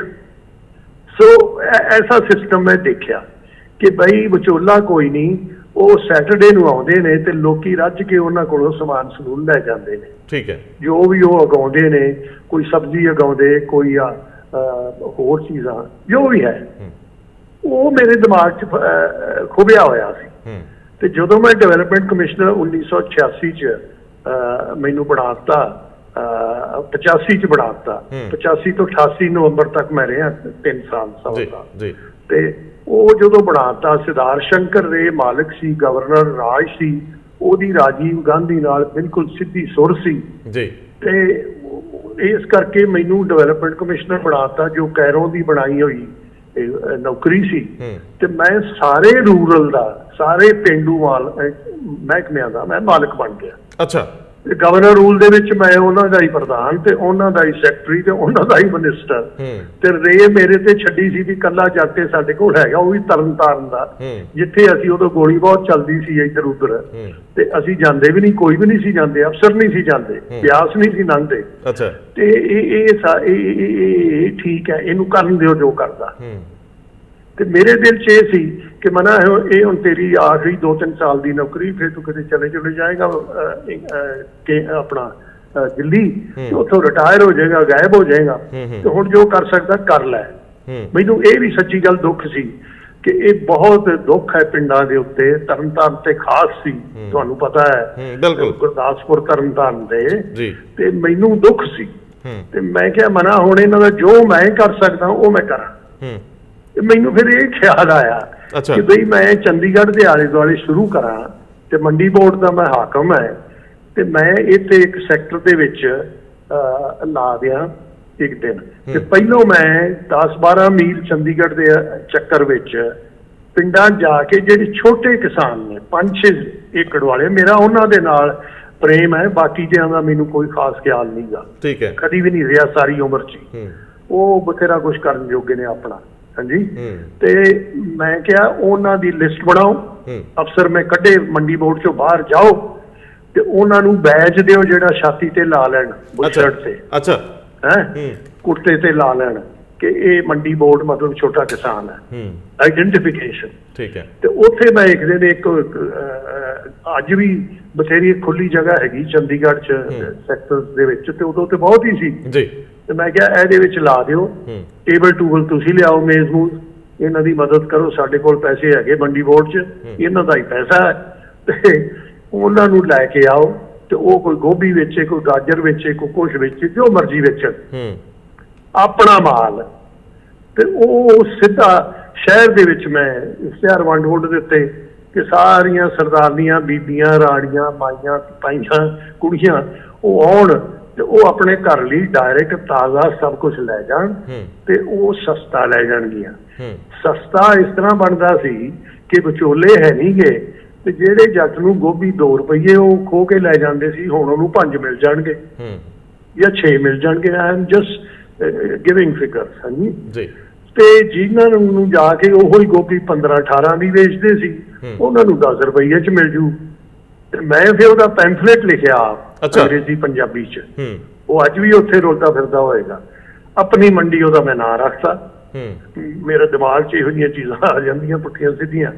ਤੇ ਮੈਂ ਕਿਹਾ ਇਹ ਆਪਣੀ ਹੈ, ਕਿਸਾਨ ਦੀ, ਛੋਟੇ ਦੀ, ਗਰੀਬ ਦੀ, ਜਿਹਨੇ ਗੋਭੀ ਗਾਜਰ ਉਗਾਈ ਹੈ, ਤੇ ਇਹ ਆਪਣੀ ਹੈ ਸਰਦਾਰਨੀ ਦੀ 14 ਸੈਕਟਰ ਦੀ, ਵੱਡੀ ਕੋਠੀ ਹੈ ਉਹਦੀ, ਜਿਹਨੇ ਖਾਣੀ ਹੈ, ਕਿਉਂਕਿ ਉਹਨੂੰ ਵੀ ਸਸਤਾ, ਉਹਨੂੰ ਵੀ ਕੁਝ ਕੀਮਤ ਵੱਧ ਮਿਲ ਗਈ ਤੇ ਇਹਨਾਂ ਨੂੰ ਕੀਮਤ ਘੱਟ ਮਿਲ ਗਈ ਜੀ। ਸੋ ਇੰਟਰਸਟ ਕੰਜ਼ਿਊਮਰ ਦਾ ਵੀ ਹੈ ਤੇ ਇੰਟਰਸਟ ਉਗਾਉਣ ਵਾਲੇ ਦਾ ਵੀ ਹੈ। This is my fundamental principal ਜੀ। ਇਹ ਮੈਂ ਬਣਾਇਆ। ਉਹ ਮੈਂ ਆਪ ਜਾ ਕੇ ਖੜੋ ਜਾਂਦਾ ਸੀ। ਅੱਜ ਕੱਲ੍ਹ ਅਫਸਰ ਨਹੀਂ ਇਹ ਸੋਚਦੇ ਵੀ, ਮੈਂ ਤੇ ਜਾ ਕੇ ਉਦੋਂ ਪਹਿਲੇ ਦਿਨ ਖੜੋ ਗਿਆ ਉੱਥੇ ਜੀ, ਤੇ ਸਾਰੇ ਮੰਡੀ ਬੋਰਡ ਵਾਲੇ ਟਿਚਨ ਹੋਏ ਪਏ ਸੀ, ਤੇ ਉਹ ਅਸੀਂ ਚਲਾਇਆ। ਉਹ ਬੜਾ ਕਾਮਯਾਬ ਚੱਲਿਆ, ਬੜੀ ਦੁਨੀਆ ਚੰਡੀਗੜ੍ਹ ਉਸ ਵੇਲੇ ਦੇ ਚੋਂ ਆਈ। ਔਰਤਾਂ ਨੇ ਖੁਸ਼ੀ ਲੈ ਲੂ ਕੇ ਰੱਜ ਕੇ ਲੈ ਗਈਆਂ, ਉਹਨਾਂ ਦਾ ਮਾਲ ਵਿਕ ਗਿਆ। ਅੱਛਾ, ਮੇਰੇ ਅਫਸਰ ਉਹਨਾਂ ਦੀ ਮਦਦ ਵੀ ਕਰਦੇ ਸੀ। ਉਹਨਾਂ ਵਿਚਾਰਿਆਂ ਨੂੰ ਕੀ ਪਤਾ ਵੀ ਜੀ ਕੀ ਭਾਅ ਮੰਗੀਏ, ਪਿੰਡ ਦੇ ਬਿਲਕੁਲ ਅਨਪੜ੍ਹ ਛੋਟੇ ਜੱਟ ਨੇ ਜੀ। ਹਾਂਜੀ। ਤੇ ਉਹ ਵੀ ਮੈਂ ਕਿਹਾ ਤੁਸੀਂ ਇਸ ਤਰ੍ਹਾਂ ਕਰਕੇ ਦੇਣਾ। ਸੋ ਵੀ ਅਸਿਸਟਡ ਦੈਮ, ਤੇ ਉਹ ਚੱਲ ਗਿਆ। ਉਹਦੇ ਬਾਅਦ ਫਿਰ ਮੈਂ ਹਰ ਹਫ਼ਤੇ ਕਦੀ ਦੂਜੀ ਸੈਕਟਰ 'ਚ, ਕਦੀ ਤੀਜੀ 'ਚ ਮੈਂ ਉਹ ਵਧਾਉਂਦਾ ਗਿਆ। This is my fundamental principal. ਤੇ ਉਹਦੇ ਵਿੱਚ ਵਿਚੋਲੇ ਕੱਢ ਕੇ ਜਿਹੜੇ ਹਿੰਦੁਸਤਾਨ ਨੂੰ, ਦੁਨੀਆ ਨੂੰ, ਪੰਜਾਬ ਨੂੰ ਹੀ ਨਹੀਂ, ਹਿੰਦੁਸਤਾਨ 'ਚ ਇਹੋ ਹੀ ਮੁਸੀਬਤ ਹੈ, ਵਿਚੋਲੇ ਖਾ ਜਾਂਦੇ ਸਭ ਕੁਝ। ਮੇਰੀ ਜ਼ਮੀਨ ਥੋੜੀ ਜਿਹੀ, ਔਰ ਮੇਰੇ ਭਤੀਜੇ ਵਗੈਰਾ ਸ਼ਿਵਪੁਰੀ ਰਹਿੰਦੇ ਮੱਧ ਪ੍ਰਦੇਸ਼। ਠੀਕ ਹੈ। ਤੇ ਚੱਕਰ ਹੀ ਇਹ ਨੇ ਕਿ ਡਾਇਰੈਕਟ ਕਿਸਾਨ ਨੂੰ ਕੁਝ ਨਹੀਂ ਮਿਲਦਾ, ਉਹ ਵਿਚਕਾਏ ਵਾਲੇ ਸਭ ਕੁਝ ਲੈ ਜਾਂਦੇ ਮਲਾਈ। ਸੋ ਇਹ ਮੈਂ ਕਰਦਾ ਰਿਹਾ ਜਿੰਨਾ ਚਿਰ ਰਿਹਾ। ਤੇ ਫਿਰ ਨਵੰਬਰ 88 ਦੇ ਵਿੱਚ ਰਾਜੀਵ ਗਾਂਧੀ ਨੇ ਇੱਕਦਮ ਮੈਨੂੰ ਚੁੱਕਿਆ, ਤੇ ਮੈਂ ਪਹਿਲਾ ਆਦਮੀ ਔਰ ਆਖਰੀ ਆਦਮੀ ਹਿੰਦੁਸਤਾਨ ਜਿਹਨੂੰ ਡਿਵੈਲਪਮੈਂਟ ਕਮਿਸ਼ਨਰ ਤੋਂ ਚੁੱਕ ਕੇ ਤੇ ਸਿੱਧਾ ਹੀ ਦਿੱਲੀ ਖੜ ਕੇ ਤੇ ਸੈਕਟਰੀ ਲਾਤਾ ਪੈਟਰੋਕੈਮੀਕਲਸ, ਕੈਮੀਕਲਸ, ਫਾਰਮਾਸਿਊਟੀਕਲਸ। ਸਾਰੀ ਇੰਡਸਟਰੀ ਹਿੰਦੁਸਤਾਨ ਦੀ ਤਦ ਵੀ ਸੀ ਤੇ ਅੱਜ ਵੀ। ਧੀਰੂਭਾਈ ਉਹ ਧੀਰੂਭਾਈ ਵੀ ਉਹਦੇ ਵਿੱਚ, ਸਿੰਘਾਨੀਆਂ ਵੀ ਉਹਦੇ ਵਿੱਚ, ਬਿਰਲੇ ਵੀ ਉਹਦੇ ਵਿੱਚ, ਜਿਹਦਾ ਨਾਂ ਲਾਓ ਉਹਦੇ ਵਿੱਚ ਸੀ, ਤੇ ਅੱਜ ਵੀ ਹੈਗੇ ਨੇ। ਉਹ ਮੈਨੂੰ ਲੈ ਗਿਆ। ਇੱਕ ਵਾਰ ਮੈਂ ਚਲੇ ਗਿਆ, ਔਰ ਉਸ ਗੱਲ ਨੂੰ 34 ਸਾਲ ਹੋਏ, 86 ਨੂੰ, ਤੇ ਮੈਂ ਤੇ ਮੁੜ ਵਤਨਾਂ ਨੂੰ ਆ ਨਹੀਂ ਸਕਿਆ। ਮੈਨੂੰ ਤਰੱਕੀ ਮਿਲਦੀ ਰਹੀ, ਪਰ ਮੈਂ ਪੰਜਾਬ ਨਹੀਂ ਵਾਪਸ ਗਿਆ। ਮਿਲਣ ਕਦੀ ਜਾਣਾ ਹੈ ਕਿਸੇ ਚੱਕਰ 'ਚ ਜੀ। ਅੱਛਾ, ਮੇਰੇ ਬਾਅਦ ਮੈਂ ਅੱਜ ਦੁੱਖ ਨਾਲ ਕਹਿਣਾ, ਸੱਚੀ ਗੱਲ ਕਹਿਣਾ, ਕਿ ਮੇਰੇ ਬਾਅਦ ਬੜੇ ਡਿਵੈਲਪਮੈਂਟ ਕਮਿਸ਼ਨਰ ਬਣੇ ਤੇ ਰਿਟਾਇਰ ਹੋ ਗਏ ਤੇ ਘਰ ਬੈਠੇ ਨੇ ਜਿੱਥੇ ਵੀ ਹੈਗੇ ਨੇ। ਮਜਾਲ ਹੈ ਉਹਨਾਂ ਚੋਂ ਇੱਕ ਨੇ ਵੀ ਉੱਥੇ ਪੈਰ ਪਾਇਆ ਹੋਵੇ ਤੇ ਮੈਂ ਵੇਖ ਆਵਾਂ ਇਹਨਾਂ ਗਰੀਬਾਂ ਦਾ ਕੀ ਹਾਲ ਹੈ। ਅੱਛਾ, ਹੈਲੀਕਾਪਟਰ ਸ਼ਾਟ ਦਾ ਮਜਾਲ ਹੈ। ਇੱਕ ਸੈਕਿੰਡ ਪਲੀਜ਼ ਜੀ। ਮਜਾਲ ਹੈ ਕਿਸੇ ਮਿਨਿਸਟਰ ਨੇ ਪਾਇਆ ਹੋਵੇ, ਮਜਾਲ ਹੈ ਕਿਸੇ ਗਵਰਨਰ ਨੇ ਪਾਇਆ ਹੋਵੇ ਉੱਥੇ ਪੈਰ, ਕਿ ਬਈ ਜੇ ਤੁਸੀਂ ਜਾ ਕੇ ਉੱਥੇ 10 ਮਿੰਟ ਖੜੋ ਕੇ ਵੀ ਆ ਜਾਓ ਤੇ ਉਹਨਾਂ ਨੂੰ ਆਸਰਾ ਮਿਲ ਜੂ। ਕਿਉਂਕਿ ਮੇਰੇ ਜਾਂਦਿਆਂ ਹੀ ਉੱਥੇ ਗੜਬੜ ਹੋਣ ਡੈ ਪਈ ਜੀ। ਇੱਕਦਮ ਯੂਪੀ ਬਿਹਾਰ 'ਚ ਜਿਹੜੇ ਰੇਹੜੀ ਵਾਲੇ ਚੰਡੀਗੜ੍ਹ ਭਰ ਗਿਆ ਅੱਜ, ਉਹਨਾਂ ਦੀ ਕਾਲੋਨੀਜ਼ ਇਲੀਗਲ ਬਣੀਆਂ ਹੋਈਆਂ ਜੀ। ਔਰ ਹਰ ਕਾਲੋਨੀ ਦਾ ਉਹ ਰਾਜੀਵ ਗਾਂਧੀ ਇੰਦਰਾ ਗਾਂਧੀ ਇਲਾਕੇ ਚੋਂ ਬਚ ਜਾਂਦੇ ਨੇ ਤੇ ਬਚਾ ਲੈਂਦੇ ਨੇ ਵੋਟਾਂ ਦੀ ਖਾਤਰ। ਤੇ ਉਹ ਜਿਹੜੇ ਨੇ ਉਹ ਝੱਟ ਵਿੱਚ ਘੁਸਣ ਡੈ ਪਏ, ਨਾ ਉਹ ਕਿਸਾਨ, ਨਾ ਉਹਨਾਂ ਦੀ ਕੋਈ ਉਪਜ, ਨਾ ਉਹਨਾਂ ਦੀ ਜ਼ਮੀਨ। ਤੇ ਉਹ ਫਿਰ ਉਹਦੇ ਵਿੱਚ ਦਬੜੂ ਕੁਸੜੂ ਹੋਣੀ ਸ਼ੁਰੂ ਹੋ ਗਈ। ਅੱਜ ਵੀ ਹੈਗੀ ਆ, ਪਰ ਇੱਕ ਗੱਲ ਦੀ ਮੈਨੂੰ ਖੁਸ਼ੀ ਹੈ 34 ਸਾਲ ਦੇ ਬਾਅਦ, ਕਿਉਂਕਿ ਮੈਂ ਜਾਂਦਾ ਰਹੀ ਨਾ ਕਦੀ ਇੱਥੇ ਵੀ ਮੈਨੂੰ ਚੰਡੀਗੜ੍ਹ ਦੇ ਕੋਈ ਟੱਬਰ ਮਿਲ ਜਾਂਦੇ ਤੇ ਬੀਬੀਆਂ ਜਿਹੜੀਆਂ ਉਹ ਹਮੇਸ਼ਾ ਮੇਰੇ ਨਾਲ ਖੁਸ਼ੀ ਨਾਲ ਗੱਲ ਕਰਦੀਆਂ, ਜੀ ਤੁਸੀਂ ਉਹ ਚਲਾਈ ਸੀ ਤੇ ਉਹ ਤਾਂ ਬੜੀ ਅੱਛੀ ਹੈ। ਮੈਂ ਕਹਿਣਾ ਬੀਬੀ ਜੀ ਉਹ ਕੁਛ ਕਸਰਾਂ ਨੇ, ਨਹੀਂ ਜੀ ਬਹੁਤ ਅੱਛੀ ਹੈ, ਉਹਨਾਂ ਨੂੰ ਹਾਲੀ ਵੀ ਚੰਗੀ ਲੱਗਦੀ। ਅੱਛਾ, ਹੁਣ ਮੈਂ ਗਿਆ ਇੱਕ ਵਾਰ ਤੇ ਮੈਂ ਉਹ ਜਾ ਕੇ ਵੇਖੀ ਔਰ ਮੈਨੂੰ ਦੱਸਿਆ ਹੁਣ ਉਹ ਔਰਤਾਂ ਵਿਚਾਰੀਆਂ ਜਿਹੜੀਆਂ ਛੋਟੇ ਘਰਾਂ ਦੀਆਂ ਹੈਗੀਆਂ, ਉਹ ਸਾਗ, ਮਕਈ ਦੀ ਰੋਟੀ, ਸ਼ਹਿਦ, ਹਰ ਕਿਸਮ ਦੀ ਪਿੰਨੀਆਂ, ਹਰ ਕਿਸਮ ਦੀ ਚੀਜ਼ ਬਣਾ ਕੇ ਲੈ ਆਉਂਦੀਆਂ ਔਰ ਵੇਚ ਜਾਂਦੀਆਂ। 200 ਰੁਪਏ ਉਹ ਕਮਾ ਕੇ ਘਰ ਜਾਂਦੀਆਂ, ਉਹਦੇ ਨਾਲ ਹੀ ਰੋਟੀ ਚੱਲਦੀ ਹੈ। ਬਿਲਕੁਲ, ਕਾਹਦੇ ਨਾਲ ਚੱਲੇਗੀ? ਹਾਂਜੀ। ਤੇ ਮੈਨੂੰ ਬੜੀ ਖੁਸ਼ੀ ਹੋਈ। ਅੱਛਾ, ਮੈਨੂੰ ਪਿਛਲੀ ਵਾਰ ਮੈਂ ਗਿਆ ਤੇ ਇਹ ਵੀ ਖੁਸ਼ੀ ਹੋਈ ਕਿ ਚੰਡੀਗੜ੍ਹ ਦੇ ਜਿਹੜੇ ਅਖਬਾਰ ਨੇ ਹੁਣ ਉੱਥੇ ਸਾਰੇ ਅਖਬਾਰ ਹੀ ਪਹੁੰਚ ਗਏ, ਟ੍ਰਿਬਿਊਨ ਹੀ ਨਹੀਂ ਸਾਰੇ ਹੈਗੇ, ਹਿੰਦੁਸਤਾਨ ਟਾਈਮਸ ਇਹ ਉਹ, ਤੇ ਉਹ ਇੱਕ ਸਫਾ ਵਿੱਚ ਅੱਡ ਕੱਢਦੇ ਨੇ ਜਿਹੜਾ ਚੰਡੀਗੜ੍ਹ ਨਿਊਜ਼। ਅੱਛਾ, ਤੇ ਉਹਦੇ ਵਿੱਚ ਉਹ ਪ੍ਰੋਗਰਾਮ ਕੱਢਦੇ ਨੇ ਕਿ ਜੀ ਫਲਾਣੇ ਸਿਨੇਮੇ 'ਚ ਕੀ ਲੱਗਾ ਤੇ ਫਲਾਣੇ ਕੀ ਤੇ ਡਾਂਸ ਕਿੱਥੇ ਹੋਣਾ ਅੱਜ, ਤਾਂ ਕਿ ਲੋਕੀ ਜਾਣ। ਤੇ ਉੱਥੇ ਆਪਣੀ ਮੰਡੀ ਦਾ ਵੀ ਲਿਖ ਦਿੰਦੇ ਕਿ ਅੱਜ ਹੀ 18 ਸੈਕਟਰ 'ਚ ਹੋਏਗੀ। ਮੈਨੂੰ ਬੜੀ ਖੁਸ਼ੀ ਹੋਈ। ਹੁਣ ਇਹ ਨਿੱਕੀ ਜੀ ਵਿਕਟਰੀ ਹੈ, ਪਰ ਮੈਨੂੰ ਅਫਸੋਸ ਹੈ ਕਿ ਜੋ ਕਰ ਸਕਦੇ ਅਸੀਂ, ਮੈਂ ਤੇ ਕਹੂੰਗਾ ਹਰ ਸ਼ਹਿਰ ਪੰਜਾਬ ਦੇ, ਅੰਮ੍ਰਿਤਸਰ, ਲੁਧਿਆਣਾ, ਜਲੰਧਰ, ਉਹ ਆਪੇ ਹੀ ਫਿਰਦੀ ਤੁਰਦੀ, ਜਿਸ ਤਰ੍ਹਾਂ ਤੁਸੀਂ ਕਿਹਾ, ਉੱਥੇ ਪਹੁੰਚ ਗਈ ਮੰਡੀ ਤੇ ਉਹ ਲਟਕਦੀ ਫਿਰਦੀ ਮਰਦੀ ਹੈ ਨਹੀਂ ਗੀ, ਕਿਉਂਕਿ ਲੋਕੀ ਉਹਨੂੰ ਜੱਫੀ ਪਾਈ ਬੈਠੇ ਆ। ਅੱਛਾ, ਬਟ ਉਹਦਾ ਹੱਥ ਕੋਈ ਨਹੀਂ ਫੜਦਾ, ਅਫਸਰ ਕੀ ਤੇ ਮਿਨਿਸਟਰ ਕੀ ਤੇ ਹੋਰ। ਮੈਂ ਨਾ ਜੀ ਇਹ ਮੈਨੂੰ ਦੁੱਖ ਹੈ। ਇਹ ਮੈਂ ਸਵਾਲ ਕਰਨਾ ਹੈ ਤੁਹਾਨੂੰ, ਅੱਗੇ ਹੀ ਜਾਣਾ ਇਹਦੇ ਵਿਸਥਾਰ ਬਾਰੇ ਪੁੱਛੂੰਗਾ ਕਿ ਕੀ ਹੋ ਸਕਦਾ, ਲੇਕਿਨ ਜਿਹੜੇ ਸਾਨੂੰ ਸੁਣਨ ਵਾਲੇ ਆ ਮੇਰੇ ਤੇ ਹਰਫ ਆਊਗਾ ਜੇ ਮੈਂ ਸਵਾਲ ਨਾ ਪੁੱਛਿਆ ਤੁਹਾਨੂੰ।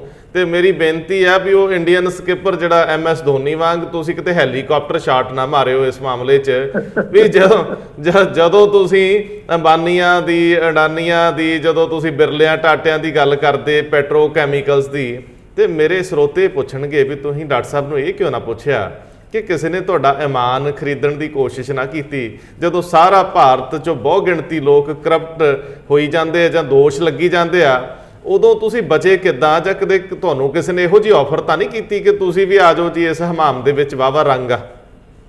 ਦੇਖੋ, ਇਹ ਤਾਂ ਹੁਣ ਮੈਨੂੰ ਰਿਟਾਇਰ ਹੋਏ ਨੂੰ ਵੀ 20-25 ਸਾਲ ਹੋ ਗਏ, ਪਰ ਮੈਂ ਤੁਹਾਨੂੰ ਸਿੱਧਾ ਜਵਾਬ ਦਿੰਦਾ ਕਿ ਰਾਜੀਵ ਗਾਂਧੀ ਨੇ ਮੈਨੂੰ ਉੱਥੇ ਲਾਇਆ ਸੀ।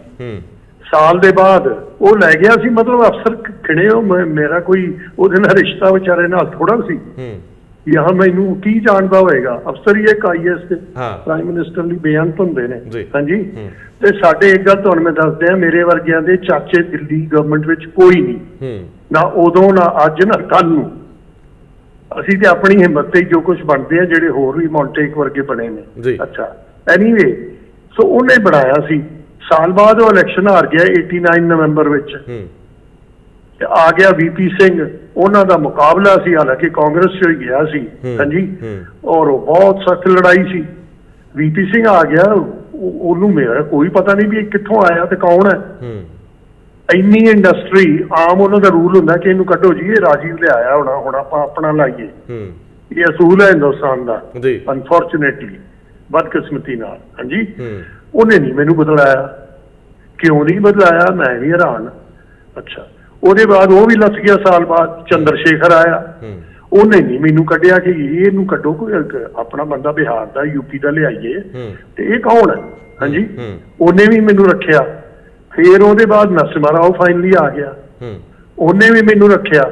ਤੇ ਫਿਰ ਮੈਂ ਨਰਸਿਮਹਾ ਰਾਓ ਅੱਜ ਹੈ ਨੀਗਾ, ਪਰ ਜਿਹੜੀ ਮੈਂ ਗੱਲ ਕਰੂੰਗਾ ਉਹ ਬਾਬੇ ਨਾਨਕ ਦੇ ਸੱਚ ਦੀ ਕਰਦਾ ਮੈਂ, ਇਹ ਤੁਹਾਨੂੰ ਮੈਂ ਕਹਿ ਰਿਹਾ, ਯਾਦ ਰੱਖਿਓ। ਠੀਕ ਹੈ। ਤੇ ਉਹਦੇ ਨਾਲ ਮੈਂ ਗੱਲ ਕੀਤੀ, ਉਹ ਮੇਰਾ ਮਿਨਿਸਟਰ ਵੀ ਸੀ ਤੇ ਮੇਰਾ ਪ੍ਰਾਈਮ ਮਿਨਿਸਟਰ ਵੀ ਸੀ। ਅੱਛਾ, ਮਹਿਕਮਾ ਵੀ ਆਪਣੇ ਕੋਲ ਰੱਖਿਆ, ਪੋਰਟਫੋਲੀਓ ਉਹਨਾਂ ਕੋਲ। ਠੀਕ ਹੈ। ਸੋ ਉਹਦੇ ਨਾਲ ਮੇਰਾ ਬਹੁਤ ਹੁੰਦਾ ਸੀ ਗੁਫ਼ਤਗੂ, ਟੈਕਨੀਕਲ, ਕਿਉਂਕਿ ਪਾਰਲੀਮੈਂਟ ਸੈਸ਼ਨ ਲੰਬੇ ਹੁੰਦੇ ਸੀ ਤੇ ਉਹਨੂੰ ਮੈਂ ਦਿਖਾਉਣਾ ਕਿ ਜੀ ਆਹ ਕਾਗਜ਼ ਹੈ, ਉਹ ਜਵਾਬ ਦਿੰਦਾ ਸੀ। ਸੋ ਉਹਨੇ ਇੱਕ ਦਿਨ ਮੈਂ ਉਹਨੂੰ ਕਿਹਾ, ਉਹ ਅਸਲੀ ਜੇ ਇੰਡੀਆ ਦਾ ਪੰਡਤ ਪ੍ਰਾਈਮ ਮਿਨਿਸਟਰ ਹੋਇਆ ਤੇ ਨਰਸਿਮਹਾ ਰਾਓ ਹੋਇਆ, ਅੱਜ ਮੈਂ ਕਹੂੰਗਾ ਉਹਦੇ ਹੱਕ ਵਿੱਚ। ਪੰਡਤ ਜਵਾਹਰ ਲਾਲ ਨਹਿਰੂ ਨੂੰ ਕਿੱਥੋਂ ਛੱਡ ਆਓਗੇ? ਜਵਾਹਰ ਲਾਲ ਨਹਿਰੂ ਅੰਗਰੇਜ਼ੀ ਪੰਡਤ ਸੀ। ਅੱਛਾ, ਹਾਂਜੀ ਕਿਸ ਤਰ੍ਹਾਂ ਕਿ ਉਹ ਪੰਡਤ ਬਾਈ ਬਲੱਡ 'ਚ ਹੈ ਸੀ, ਲੇਕਿਨ ਉਹ 8 ਸਾਲ ਦੀ ਉਮਰ ਤੋਂ ਪੜ੍ਹਿਆ ਸੀ ਹੈਰੋ ਦੇ ਵਿੱਚ, ਜਿੱਥੇ ਚਰਚਿਲ ਹੁਣੀ ਪੜ੍ਹਦੇ ਸੀ। ਈਟਨ ਐਂਡ ਹੈਰੋ ਉਹਨਾਂ ਦੀ ਅਰਿਸਟੋਕਰੇਸੀ ਦੇ ਸਕੂਲ ਅੱਜ ਵੀ ਨੇ। ਠੀਕ ਹੈ। ਤੇ ਉੱਥੋਂ ਸਿੱਧਾ ਕੈਂਬਰਿਜ ਭੇਜਿਆ, ਤੇ ਉੱਥੋਂ ਸਿੱਧਾ ਲਿੰਕਨ ਸੇ ਜਾ ਕੇ ਵਕਾਲਤ ਕਰਾਈ, ਤੇ ਉੱਥੋਂ ਆ ਕੇ ਉਹ ਘਰ ਆ ਗਿਆ, ਤੇ ਪ੍ਰੈਕਟਿਸ ਤੇ ਉਹਨੇ ਕੀਤੀ ਨਹੀਂ। ਤੇ ਗਵਰਨਰ ਜਿਹੜਾ ਸੀ ਉਦੋਂ ਵੀ ਮੋਤੀ ਲਾਲ ਔਰ ਉਹਦੇ ਮੁੰਡੇ ਨੂੰ ਔਰ ਇਹਨਾਂ ਨੂੰ ਰੋਟੀ ਖਵਾਉਂਦਾ ਸੀ, ਅੰਬ ਭੇਜਦਾ ਸੀ। ਸੋ ਉਹਨਾਂ ਦਾ ਲੈਵਲ ਤੇ ਇਹ ਸੀ। ਔਰ ਜਿਹੜੀਆਂ ਵਿਜੇ ਲక్ష్ਮੀ ਦੀਆਂ ਕੁੜੀਆਂ ਸੀ, ਇਹਦੀਆਂ ਭੈਣਾਂ ਸੀ ਨਹਿਰੂ ਦੀਆਂ, ਉਹਨਾਂ ਨੂੰ ਸਾਂਭਣ ਲਈ ਇਹਨਾਂ ਨੇ ਮੁਹਿੰਮ ਰੱਖੀ ਹੋਈ ਸੀ। ਅੱਛਾ। ਤੇ ਗੁਲਾਮ ਕੌਣ ਤੇ ਰਾਜਾ ਕੌਣ? ਸੋ ਉਹ ਨਹੀਂ, ਨਰਸਿਮਹਾ ਰਾਓ ਜਿਹੜਾ ਹੈ ਉਹ ਆਂਧਰਾ ਦੀ ਮਿੱਟੀ ਚੋਂ, ਸੁੱਕੀ ਮਿੱਟੀ ਦੇ ਵਿੱਚੋਂ, ਹਾਂਜੀ, ਜਿੱਥੇ ਨਾ ਮੀਂਹ ਪਵੇ ਨਾ ਕੋਈ ਫਸਲ ਹੋਵੇ ਤੇ ਭੁੱਖੇ ਹੀ ਮਰਦੇ ਅੱਜ ਵੀ ਮੁਸ਼ਕਲ ਹੈ, ਤੇ ਉਹਦੇ ਵਿੱਚੋਂ ਘੱਟੇ ਦੇ ਵਿੱਚ ਪੜ ਕੇ ਤੇ ਘੱਟੇ ਚੋਂ ਉੱਠਿਆ। ਔਰ ਉਹ ਬੇਅੰਤ ਜ਼ਬਾਨਾਂ ਜਾਣਦਾ ਸੀ, ਫ੍ਰੈਂਚ, ਫਾਰਸੀ, ਫੂਰਸੀ ਸਭ ਕੁਝ ਜਾਣਦਾ ਸੀ। ਹਾਂਜੀ। ਔਰ ਅਸਲੀ ਪੰਡਤ ਤੇ ਉਹ ਸੀ, ਔਰ ਵਿਦਵਾਨ ਸੀ, ਗ੍ਰੰਥ ਸਭ ਜਾਣਦਾ ਸੀ। ਉਹ ਨਾਵਲ ਲਿਖ ਕੇ, ਉਹਨੇ ਆਪਣਾ ਨਾਵਲ ਜਿਹੜਾ ਲਿਖਿਆ ਮੈਨੂੰ ਆਪ ਲੰਬਾ ਵਿੱਚ ਹੱਥ ਵਿੱਚ ਲਿਖ ਕੇ ਮੈਨੂੰ ਪੇਸ਼ ਕੀਤਾ, ਮੈਂ ਰੱਖਿਆ ਹੋਇਆ ਸਾਂਭ ਕੇ, ਬੜੀ ਮੁੱਲ ਦੀ ਚੀਜ਼ ਹੈ ਮੇਰੇ ਲਈ। ਸੋ ਜੇ ਇੰਨੇ ਪ੍ਰਾਈਮ ਮਿਨਿਸਟਰ ਹੋਏ ਤੇ ਕਿਸੇ ਨੇ ਵੀ ਮੈਨੂੰ ਕੱਢਿਆ ਨਹੀਂ, ਤੇ ਫਿਰ ਕੋਈ ਗੱਲ ਹੀ ਹੋਏਗੀ ਤੇ ਨਹੀਂ ਕੱਢਿਆ। ਉਹ ਨਹੀਂ ਤੇ ਲੋਕ ਸਮਝਦੇ ਹੁੰਦੇ ਆ। ਦੇਖੋ ਰਾਜੀਵ ਗਾਂਧੀ ਦਾ ਐਲੀਗੇਸ਼ਨ ਸੀ ਕਿ ਉਹ ਧੀਰੂ ਭਾਈ ਉਹਦੇ ਨੇੜੇ ਹੈ, ਤੇ ਜਦੋਂ ਵੀਪੀ ਸਿੰਘ ਆਇਆ ਤੇ ਐਲੀਗੇਸ਼ਨ ਸੀ ਕਿ ਉਹ ਨੁਸਲੀ ਵਾਡੀਆ ਜਿਨ੍ਹਾਂ ਦਾ ਗ੍ਰੈਂਡਸਨ, ਉਹ ਉਹਦੇ ਨੇੜੇ ਆ, ਬੰਬੇ ਡਾਈਨ। ਤੇ ਮੈਨੂੰ ਕਿਸੇ ਵੀ ਨਹੀਂ ਕੱਢਿਆ। ਹੁਣ ਮੈਂ ਤੁਹਾਨੂੰ ਜਵਾਬ ਦੇ ਦਿੱਤਾ ਹੈ, ਜੇ ਤੁਸੀਂ ਇਹਨੂੰ ਸੋਚੋ। ਐਵੇਂ ਲੋਕਾਂ ਦੇ ਮਨ 'ਚ ਖਿਆਲ ਆਈ ਜਾਂਦੇ ਨਾ ਕਿ ਜਿਹੜਾ ਇਸ ਤਰ੍ਹਾਂ ਦੇ ਅਹੁਦਿਆਂ ਤੇ ਰਹਿ ਗਿਆ 500-700 ਕਰੋੜ ਤੇ ਐਵੇਂ ਹੀ ਬਣਾ ਲੈਂਦਾ। ਤੁਸੀਂ ਤਾਂ ਐਵੇਂ ਫਲੈਟ 'ਚ ਬੈਠੇ ਹੋ ਦਿੱਲੀ 'ਚ। ਚਲੋ ਛੱਡਦੇ ਆ ਬੇਵਕੂਫੀ। ਉਹ ਚਲੋ ਮੈਂ ਬੇਵਕੂਫੀ ਕਰ ਗਿਆ, ਉਹ ਬੇਵਕੂਫੀ ਕਰਕੇ ਹੁਣੇ ਅੱਛਾ ਚਲੋ ਸੌਰੀ, ਮੈਨੂੰ ਦਾਲ ਰੋਟੀ ਮਿਲ ਰਹੀ ਹੈ। ਮਾਫੀ ਚਾਹੁੰਦਾ।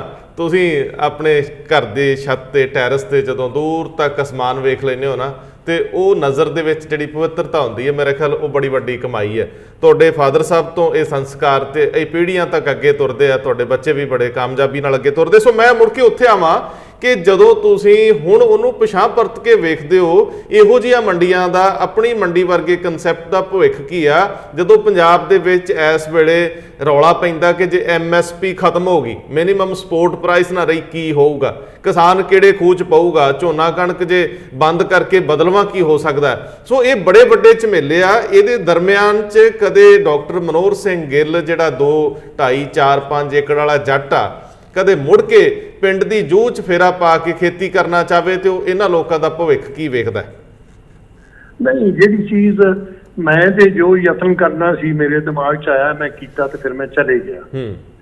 ਪਰ ਪਹਿਲੀ ਗੱਲ ਤੇ ਇਹ ਹੈ ਕਿ ਕੋਈ ਵੀ ਆਈਡੀਆ ਪ੍ਰਾਈਮ ਮਿਨਿਸਟਰ ਮੋਦੀ ਦੇ ਅੱਜ ਹੋਣ, ਜਾਂ ਮੇਰੇ ਨਿੱਕੇ ਨਿੱਕੇ ਆਈਡੀਆਜ਼ ਹੋਣ, ਜਾਂ ਕਿਸੇ ਹੋਰ ਪ੍ਰਾਈਮ ਮਿਨਿਸਟਰ ਦੇ ਜਾਂ ਮਿਨਿਸਟਰ ਦੇ ਹੋਣ, ਆਈਡੀਆ ਉਹ ਹੈ ਜਦੋਂ ਬੰਦਾ ਗਾਇਬ ਹੋ ਜਾਵੇ ਤੇ ਫਿਰ ਵੀ ਉਹਦੇ 'ਚ ਜਾਨ ਰਵੇ ਔਰ ਚੱਲਦਾ ਰਹੇ। ਤੁਸੀਂ ਆਪੇ ਹੀ ਕਹਿ ਦਿੱਤਾ, ਔਰ ਮੈਨੂੰ ਵੀ ਪਤਾ ਥੋੜਾ ਬਹੁਤ ਲੱਗਦਾ ਹੈ ਕਿ ਅੱਜ ਵੀ ਉਹ ਆਪਣੀ ਮੰਡੀ ਮਰ ਨਹੀਂ ਰਹੀ। ਹਾਂਜੀ, ਚੰਡੀਗੜ੍ਹ 'ਚ ਵੀ ਚੱਲਦੀ ਹੈ, ਜਿਸ ਤਰ੍ਹਾਂ ਤੁਹਾਨੂੰ ਮੈਂ ਦੱਸਿਆ, ਲੁਧਿਆਣੇ ਵੀ ਚੱਲਦੀ ਹੈ, ਇੱਧਰ ਉੱਧਰ ਵੀ। ਹਰਿਆਣੇ ਨੇ ਵੀ ਆਪਣੀ ਮੰਡੀ ਮੇਰਾ ਨਾਂ ਹੀ ਰੱਖ ਕੇ ਚਲਾਉਂਦੇ ਨੇ। ਹਾਂਜੀ, ਚਲੋ, ਪਰ ਉਹਦੇ 'ਚ ਨੁਕਸ ਨੇ ਜਿਹੜੇ ਮੈਂ ਕੁਝ ਦੱਸੇ ਵੀ ਨੇ। ਜੇ ਮੈਨੂੰ ਅਫਸੋਸ ਇਹ ਹੈ ਜੇ ਅੱਜ ਮੇਰੇ ਹੱਥ 'ਚ ਕੁਝ ਵੀ ਤਾਕਤ ਹੋਵੇ, ਔਰ ਅੱਜ ਪੰਜਾਬ ਦਾ ਮਸਲਾ ਉਦੋਂ ਗੰਭੀਰ ਹੈ, ਕਿਉਂਕਿ ਜਿਸ ਤਰ੍ਹਾਂ ਮੈਂ ਕਿਹਾ 1.5 ਏਕੜ ਵੀ ਐਵਰੇਜ ਨਹੀਂ ਗੀ ਕਿਸੇ ਦੀ। ਬਿਲਕੁਲ।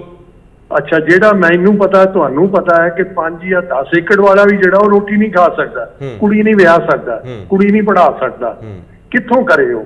ਹਾਂਜੀ, ਜੋ ਅਸੀਂ ਮਾੜੀ ਆਦਤ ਸਿੱਖਾਂ ਨੇ ਵੀ ਕਰ ਲਈ ਹੈ ਕਿ ਕਾਰਾਂ ਵੀ ਦਿਓ ਤੇ ਸ਼ਰਾਬਾਂ ਵੀ ਪਿਆਓ ਹਫਤਾ, ਤੇ ਉਹ ਕਿੱਥੋਂ ਵਿਆਹ ਕਰੇਗਾ? ਇਸੇ ਕਰਕੇ ਕੁੜੀਆਂ ਦੇ ਗਲ ਘੁੱਟਦੇ ਨੇ, ਮੈਂ ਬਾਰ-ਬਾਰ ਕਹਿੰਦਾ, ਅੱਜ ਵੀ ਘੁੱਟਦੇ ਨੇ। ਬੁੱਢਾ ਮਰਿਆ ਵੀ ਵਿਆਹ ਜਿੰਨਾ ਖਰਚ ਹੋਣ ਲੱਗ ਪਿਆ, ਰਿਟਾਇਰਮੈਂਟ ਤੇ ਓਡਾ ਖਰਚ ਹੋਣ ਲੱਗ ਪਿਆ, ਛੱਡਿਆ ਕੀ ਅਸੀਂ? ਸੋ ਛੱਡਿਆ ਕੀ ਹੈ? ਸੋ ਮੈਂ ਅੱਜ ਤੇ ਮੈਨੂੰ ਹੋਰ ਵੀ ਹੈ ਕਿ ਇਹ ਸਾਰੇ ਜਿਹੜੇ ਪੰਜਾਬ ਦੇ ਸ਼ਹਿਰ ਨੇ, ਉਹਨਾਂ ਦੇ ਕਿਉਂ ਨਹੀਂ ਅੰਮ੍ਰਿਤਸਰ ਦੇ ਆਲੇ ਦੁਆਲੇ 10 ਮੀਲ ਦੇ ਚੱਕਰ ਵਿੱਚ DC ਹੋਰ ਕੰਮ ਪਤਾ ਨਹੀਂ ਕੀ ਕਰਦੇ ਨੇ, ਇਹ ਕਿਉਂ ਨਹੀਂ ਕਰ ਸਕਦਾ ਉਹ ਕਿ ਉੱਥੇ ਅੰਮ੍ਰਿਤਸਰ ਦੇ ਵਿੱਚ ਇਹੋ ਹੀ ਆਪਣੀ ਮੰਡੀ ਲਾ ਦੇਵੇ ਔਰ ਆਪਣੇ ਅਫਸਰ ਜਿਹੜੇ ਵਿਹਲੇ ਤੁਰੇ ਫਿਰਦੇ ਉਹਨਾਂ ਨੂੰ ਉੱਤੇ ਡਿਊਟੀ ਲਾਵੇ। ਜੀ। ਜਿਸ ਤਰ੍ਹਾਂ ਕੋਵਿੰਡਾ ਤੇ ਲਾਏ ਇਹ ਤੇ ਬਿਮਾਰੀ ਆ ਜਾਂ ਕਿ ਕੱਚੀ ਆ ਜਾਂ ਪੱਕੀ ਹੈ, ਤੇ ਇਹ ਤੇ ਲੋਕਾਂ ਨੂੰ ਰੋਟੀ ਦੇਣੀ ਹੈ। ਜੀ। ਨਹੀਂ ਤੇ ਕੋਵਿੰਡਾ ਨਾਲ ਨਹੀਂ ਮਰਨਗੇ ਫਿਰ ਭੁੱਖ ਨਾ ਮਰ ਜਾਣਗੇ, ਹੋਰ ਕੀ ਹੋਏਗਾ। ਬਿਲਕੁਲ। ਹਾਂਜੀ। ਤੇ ਉਹ ਕਿਉਂ ਨਹੀਂ ਲਾ ਸਕਦਾ ਅੰਮ੍ਰਿਤਸਰ ਵਿੱਚ, ਜਲੰਧਰ ਵਿੱਚ, ਲੁਧਿਆਣੇ ਵਿੱਚ, ਔਰ ਡੀਸੀ ਨਿਗਰਾਨੀ ਕਰੇ। ਅੱਜ 15-20 ਡੀਸੀ ਲਾਏ ਨੇ, ਇਹ ਹਰ ਜਗ੍ਹਾ ਆਪਣੇ ਜ਼ਿਲ੍ਹੇ 'ਚ ਕਰਨ। ਸ਼ਹਿਰ ਦੇ ਆਲੇ ਦੁਆਲੇ 10-15 ਮੀਲ ਚੋਂ ਛੋਟੇ ਕਿਸਾਨ ਚੁਣ ਕੇ ਉਹਨਾਂ ਨੂੰ ਬੈਜ ਦੇ ਕੇ ਉਹਨਾਂ ਨੂੰ ਲਿਆ ਕੇ ਰੇਹੜੀਆਂ ਨੂੰ ਬਾਹਰ ਕੱਢ ਕੇ ਜੇ ਕੋਈ ਆਉਂਦਾ ਹੋਵੇ ਤੇ ਉਹਨਾਂ ਦਾ ਡਾਇਰੈਕਟ ਵਿਖਾਉਣ। ਜੀ। ਔਰ ਜਿਸ ਤਰ੍ਹਾਂ ਮੈਂ ਕਹਿੰਦਾ ਅੱਜ ਉਹ ਵਿਚਾਰੀਆਂ ਸਾਗ ਵੀ ਲੈ ਆਉਂਦੀਆਂ ਤੇ ਮੱਕੀ ਰੋਟੀ। ਹਾਂ। ਤੇ ਸ਼ਹਿਰ ਦੇ ਜਿਹੜੇ ਸੇਠ ਨੇ, ਜਿਹੜੀਆਂ ਬੀਬੀਆਂ ਨੇ ਵੱਡੀ ਕੋਠੀ ਵਾਲੀਆਂ, ਉਹ ਕਹਿੰਦੀਆਂ ਜੀ ਆ ਵਧੀਆ ਸਾਗ ਤੌੜੀ ਦਾ ਬਣਿਆ ਹੋਇਆ ਪਿੰਡ ਦਾ ਹੈ, ਸਲੋ ਫਾਇਰ ਦੇ ਉੱਤੇ ਹੈ, ਗੋਹੇ ਦੀ ਅੱਗ ਦੇ ਉੱਤੇ, ਤੇ ਨਾਲ ਰੋਟੀਆਂ 6 ਲੈ ਚਲੀਏ ਤੇ ਆਪਾਂ ਖਾਵਾਂਗੇ ਤੌੜੀ ਦਾ। ਉਹਨੂੰ 500 ਰੁਪਈਆ ਉਸੇ ਵੇਲੇ ਦੇ ਜਾਂਦੇ ਆ। ਹਾਂਜੀ। ਤੌੜੀ ਦਾ। ਇਹ ਕਿਉਂ ਨਹੀਂ ਸਾਰੀ ਜਗ੍ਹਾ ਹੋ ਸਕਦਾ ਅੱਜ ਪੰਜਾਬ 'ਚ? ਕਿਉਂ ਨਹੀਂ ਕੋਈ ਅਫਸਰ, ਕੋਈ ਮਿਨਿਸਟਰ, ਇਹ ਮਿਨਿਸਟਰ ਵੀ ਸਾਰੇ ਪਿੰਡਾਂ ਦੇ ਨੇ, ਇਹਨਾਂ ਨੂੰ ਦਿਸਦਾ ਨਹੀਂ ਕਿ ਅਸੀਂ ਵੀ ਕਰ ਲਈਏ ਇਹੋ ਜਿਹਾ ਕੰਮ ਕੋਈ ਸੋਸ਼ਲ? ਮੈਨੂੰ ਨਹੀਂ ਸਮਝ ਆਉਂਦੀ। ਔਰ ਗਵਰਨਰ ਸਾਹਿਬ ਨੂੰ ਵੀ ਮੈਂ ਤੇ ਕਰੂੰਗਾ, 10 ਸਾਲ ਉਹ ਮੇਰੇ ਨਾਲ ਰਾਜ ਸਭਾ 'ਚ ਰਹੇ ਨੇ, ਸਾਡਾ ਕੋਈ ਆਪਸ ਵਿੱਚ ਦੀ ਵਾਕਫੀਅਤ ਹੈ। ਤੇ ਬਾਕੀ ਐਵੇਂ ਇੱਧਰ ਉੱਧਰ ਚੰਡੀਗੜ੍ਹ ਦੇ ਮੇਲਿਆਂ 'ਚ ਜਾਣਾ ਜਾਂ ਹੋਰਨਾਂ 'ਚ, ਤੇ ਇਹ ਜੇ ਜਾ ਕੇ ਗਵਰਨਰ ਪੈਰ ਵੀ ਪਾ ਦੇਵੇ ਤੇ ਅਫਸਰ ਚੰਡੀਗੜ੍ਹ ਐਡਮਿਨਿਸਟ੍ਰੇਸ਼ਨ ਦੇ ਟੀਚਰ ਨਹੀਂ ਹੋ ਜਾਣਗੇ। ਹਾਂ। ਉਹ ਕਿਉਂ ਨਹੀਂ ਵੇਖਦੇ? ਉਹ ਰੇੜੀਆਂ ਕਿਉਂ ਨਹੀਂ ਕੱਢਦੇ ਜਿਹੜੀਆਂ ਇੱਧਰ ਉੱਧਰੋਂ ਅਬਿਊਜ਼ ਹੋ ਰਹੀ ਮੇਰੇ ਸਿਸਟਮ ਦੀ? ਜੀ। ਇਹ ਡਾਕਟਰ ਸਾਹਿਬ ਕਹੂੰਗਾ, ਹੋਰ ਮੈਂ ਕੀ ਕਹਿ ਸਕਦਾ। ਡਾਕਟਰ ਸਾਹਿਬ 40 ਮਿੰਟ ਨੂੰ ਟੱਚ ਕਰਨ ਲੱਗੇ ਆ ਤੇ ਸਮਾਂ ਵਾਵਾ ਹੋ ਗਿਆ, ਤੇ ਜਾਂਦੇ ਜਾਂਦੇ ਮੈਨੂੰ ਇਹ ਦੱਸੋ ਵੀ ਦਿੱਲੀ ਦੇ ਧੂੜ ਮਿੱਟੀ ਵਾਲੇ, ਹੁਣ ਤਾਂ ਵੈਸੇ ਮੌਸਮ ਸਾਫ਼ ਹੈ, ਉੱਥੇ ਹੁਣ ਅਜੇ ਵੀ ਕਿਤੇ ਤੌੜੀ ਦਾ ਸਾਗ ਤੇ ਚਾਟੀ ਦੀ ਲੱਸੀ ਬਣਾ ਲੈਂਦੇ ਹੁੰਦੇ ਹੋ ਕਿ ਨਹੀਂ? ਪਿੰਡ ਵਸਾਇਆ ਪੂਰਾ ਕਿ ਨਹੀਂ, ਜਾਂ ਫਿਰ ਹੁਣ ਉਹੀ ਸਟਾਈਲ ਅਪਣਾ ਲਏ ਜਿਹੜੇ ਅਪਣਾਉਣੇ ਪੈਣੇ ਸੀ? ਅਖੀਰ ਕਹਿੰਦੇ ਹੁੰਦੇ ਨਾ, ਮਰਦੀ ਨੇ ਅੱਗ ਚੱਪਿਆ। ਅਸੀਂ ਤਾਂ ਦੇਖੋ, ਸਾਡੀ ਰੋਟੀ ਆ ਇੱਕ ਦਾਲ, ਇੱਕ ਸਬਜ਼ੀ ਤੇ ਨਾਲ ਲੱਸੀ। ਲੱਸੀ ਅਸੀਂ ਆਪਣੀ ਇੱਥੋਂ ਦਹੀਂ ਲੈ ਕੇ ਬਣਾਉਣੇ ਆ। ਪਰ ਗੱਲ ਮੈਂ ਹੋਰ ਕਹਿਣੀ ਆ, ਕਹਿ ਦੋ ਤੁਹਾਡੇ ਰਾਹੀਂ। ਜੀ। ਆਖਰੀ ਗੱਲ ਕਿ ਦੇਖੋ, ਹਿੰਦੁਸਤਾਨ ਵਿੱਚ ਅੱਜ 60-70 ਸ਼ਹਿਰ ਨੇ ਜਿਹੜੇ 8-9 ਲੱਖ ਤੋਂ ਉੱਤੇ ਦੇ ਨੇ। ਜੀ। ਆਬਾਦੀ ਤੇ ਬੇਅੰਤ ਹੈ। ਮੈਂ ਜਿਹੜੀ ਗੱਲ ਕਹਿ ਰਿਹਾ ਪੰਜਾਬ ਬਾਰੇ, ਉਹ ਹਿੰਦੁਸਤਾਨ ਦੇ ਸਾਰੇ ਕਿਸਾਨਾਂ ਦੀ ਮੁਸੀਬਤ ਹੈ। ਜੀ। ਔਰ ਬਹੁਤ ਸਾਰੇ ਤੇ ਐਸੇ ਏਰੀਏ ਜਿੱਥੇ ਸੁੱਕੇ 'ਚ ਹੀ ਬੈਠੇ ਨੇ, ਨਾ ਮੀਂਹ ਪਵੇ ਤੇ ਨਹਿਰ ਹੈ ਨਹੀਂ, ਤੇ ਕੀ ਕਰਨਾ? ਜੀ। ਤੇ ਤੁਸੀਂ ਵੇਖ ਹੀ ਰਹੇ ਜੇ, ਤਾਂ ਹੀ ਉਹ ਯੂਪੀ ਬਿਹਾਰ ਦੀ ਸਾਰੀ ਆਬਾਦੀ ਆ ਕੇ ਈਸਟ ਦਿੱਲੀ 'ਚ ਕਿਉਂ ਬੈਠੀ ਜਾ ਰਹੀ? ਬਿਲਕੁਲ ਬਿਲਕੁਲ। ਕਿਉਂਕਿ ਉੱਥੇ ਕੋਈ ਉਹਨਾਂ ਨੂੰ ਦਿਸਦਾ ਨਹੀਂ ਫਿਊਚਰ। ਮੈਂ ਕਹਿੰਦਾ ਕਿ ਇਹ ਕਿਉਂ ਨਹੀਂ ਸਾਰੇ ਹਿੰਦੁਸਤਾਨ ਵਿੱਚ ਇਹ ਨਿੱਘਾ ਜਿਹਾ ਆਈਡੀਆ ਜਿਹੜਾ ਇਹਨੂੰ ਕਰਨ, ਕਿਉਂਕਿ ਵਿਚੋਲਿਆਂ ਦੀ ਮੁਸੀਬਤ ਹੈ। ਹਰ ਸ਼ਹਿਰ ਦੇ ਵਿੱਚ ਹੁਕਮ ਦੇਣ, ਪ੍ਰਾਈਮ ਮਿਨਿਸਟਰ ਦੇਣ ਜੋਗਾ ਹੈਗਾ ਹੈ ਕਿ ਬਈ ਤੁਸੀਂ ਆਪਣੀ ਮੰਡੀ ਲਾਓ। ਔਰ ਇੰਦੌਰ ਦੇ ਵਿੱਚ, ਮਦਰਾਸ ਦੇ ਵਿੱਚ, ਇੱਥੇ ਉੱਥੇ ਯੂਪੀ ਦੇ ਵਿੱਚ, ਇਲਾਹਾਬਾਦ ਦੇ ਵਿੱਚ ਲਾਓ। ਹਫ਼ਤੇ 'ਚ ਇੱਕ ਵਾਰ ਛੋਟੇ ਕਿਸਾਨ ਜਿਹੜੇ 6 ਏਕੜ ਤੋਂ ਥੱਲੇ 5 ਏਕੜ ਤੋਂ, ਉਹ ਡਾਇਰੈਕਟ ਆ ਕੇ ਇਸ ਤਰ੍ਹਾਂ ਵੇਚਣ ਆਪਣਾ ਮਾਲ, ਤੇ ਉਹ 200-400 ਰੁਪਏ ਕਮਾ ਕੇ ਲੈ ਜਾਣਗੇ। ਉਹਨੇ ਨਾਲ ਹੀ ਉਹਨਾਂ ਦੀ ਰੋਟੀ ਬਣ ਜਾਏਗੀ ਹਫ਼ਤੇ ਦੀ। ਇਹ ਕਿਉਂ ਨਹੀਂ ਕਰਦੇ? ਕੀ ਤਕਲੀਫ ਹੈ? ਔਰ ਇਟਸ ਅ ਸਿੰਪਲ ਆਈਡੀਆ। ਇਹਦੇ ਵਿੱਚ ਕੀ ਖੇਚਲ ਹੈ? ਸਿਰਫ ਕਹਿਣਾ ਹੀ ਹੈ। ਇੰਡੀਆ ਦੇ 650 ਜ਼ਿਲ੍ਹੇ ਨੇ। ਜੀ। ਮੈਂ ਵੇਖਦਾ ਕਿ ਕੈਬਨਿਟ ਸੈਕਟਰੀ ਔਰ ਹੋਮ ਸੈਕਟਰੀ ਉਹਨਾਂ ਦੇ ਨਾਲ ਹੁਣ ਡਾਇਰੈਕਟ ਮੀਟਿੰਗ ਕਰਕੇ ਆ ਕੋਵਿੰਡਾ ਦਾ ਕਹਿੰਦੇ ਨੇ ਐਸਾ ਕਰੋ ਵੈਸਾ ਕਰੋ। ਉਹ ਇਹ ਕਿਉਂ ਨਹੀਂ ਕਰ ਸਕਦੇ ਡਿਵੈਲਪਮੈਂਟ ਦਾ?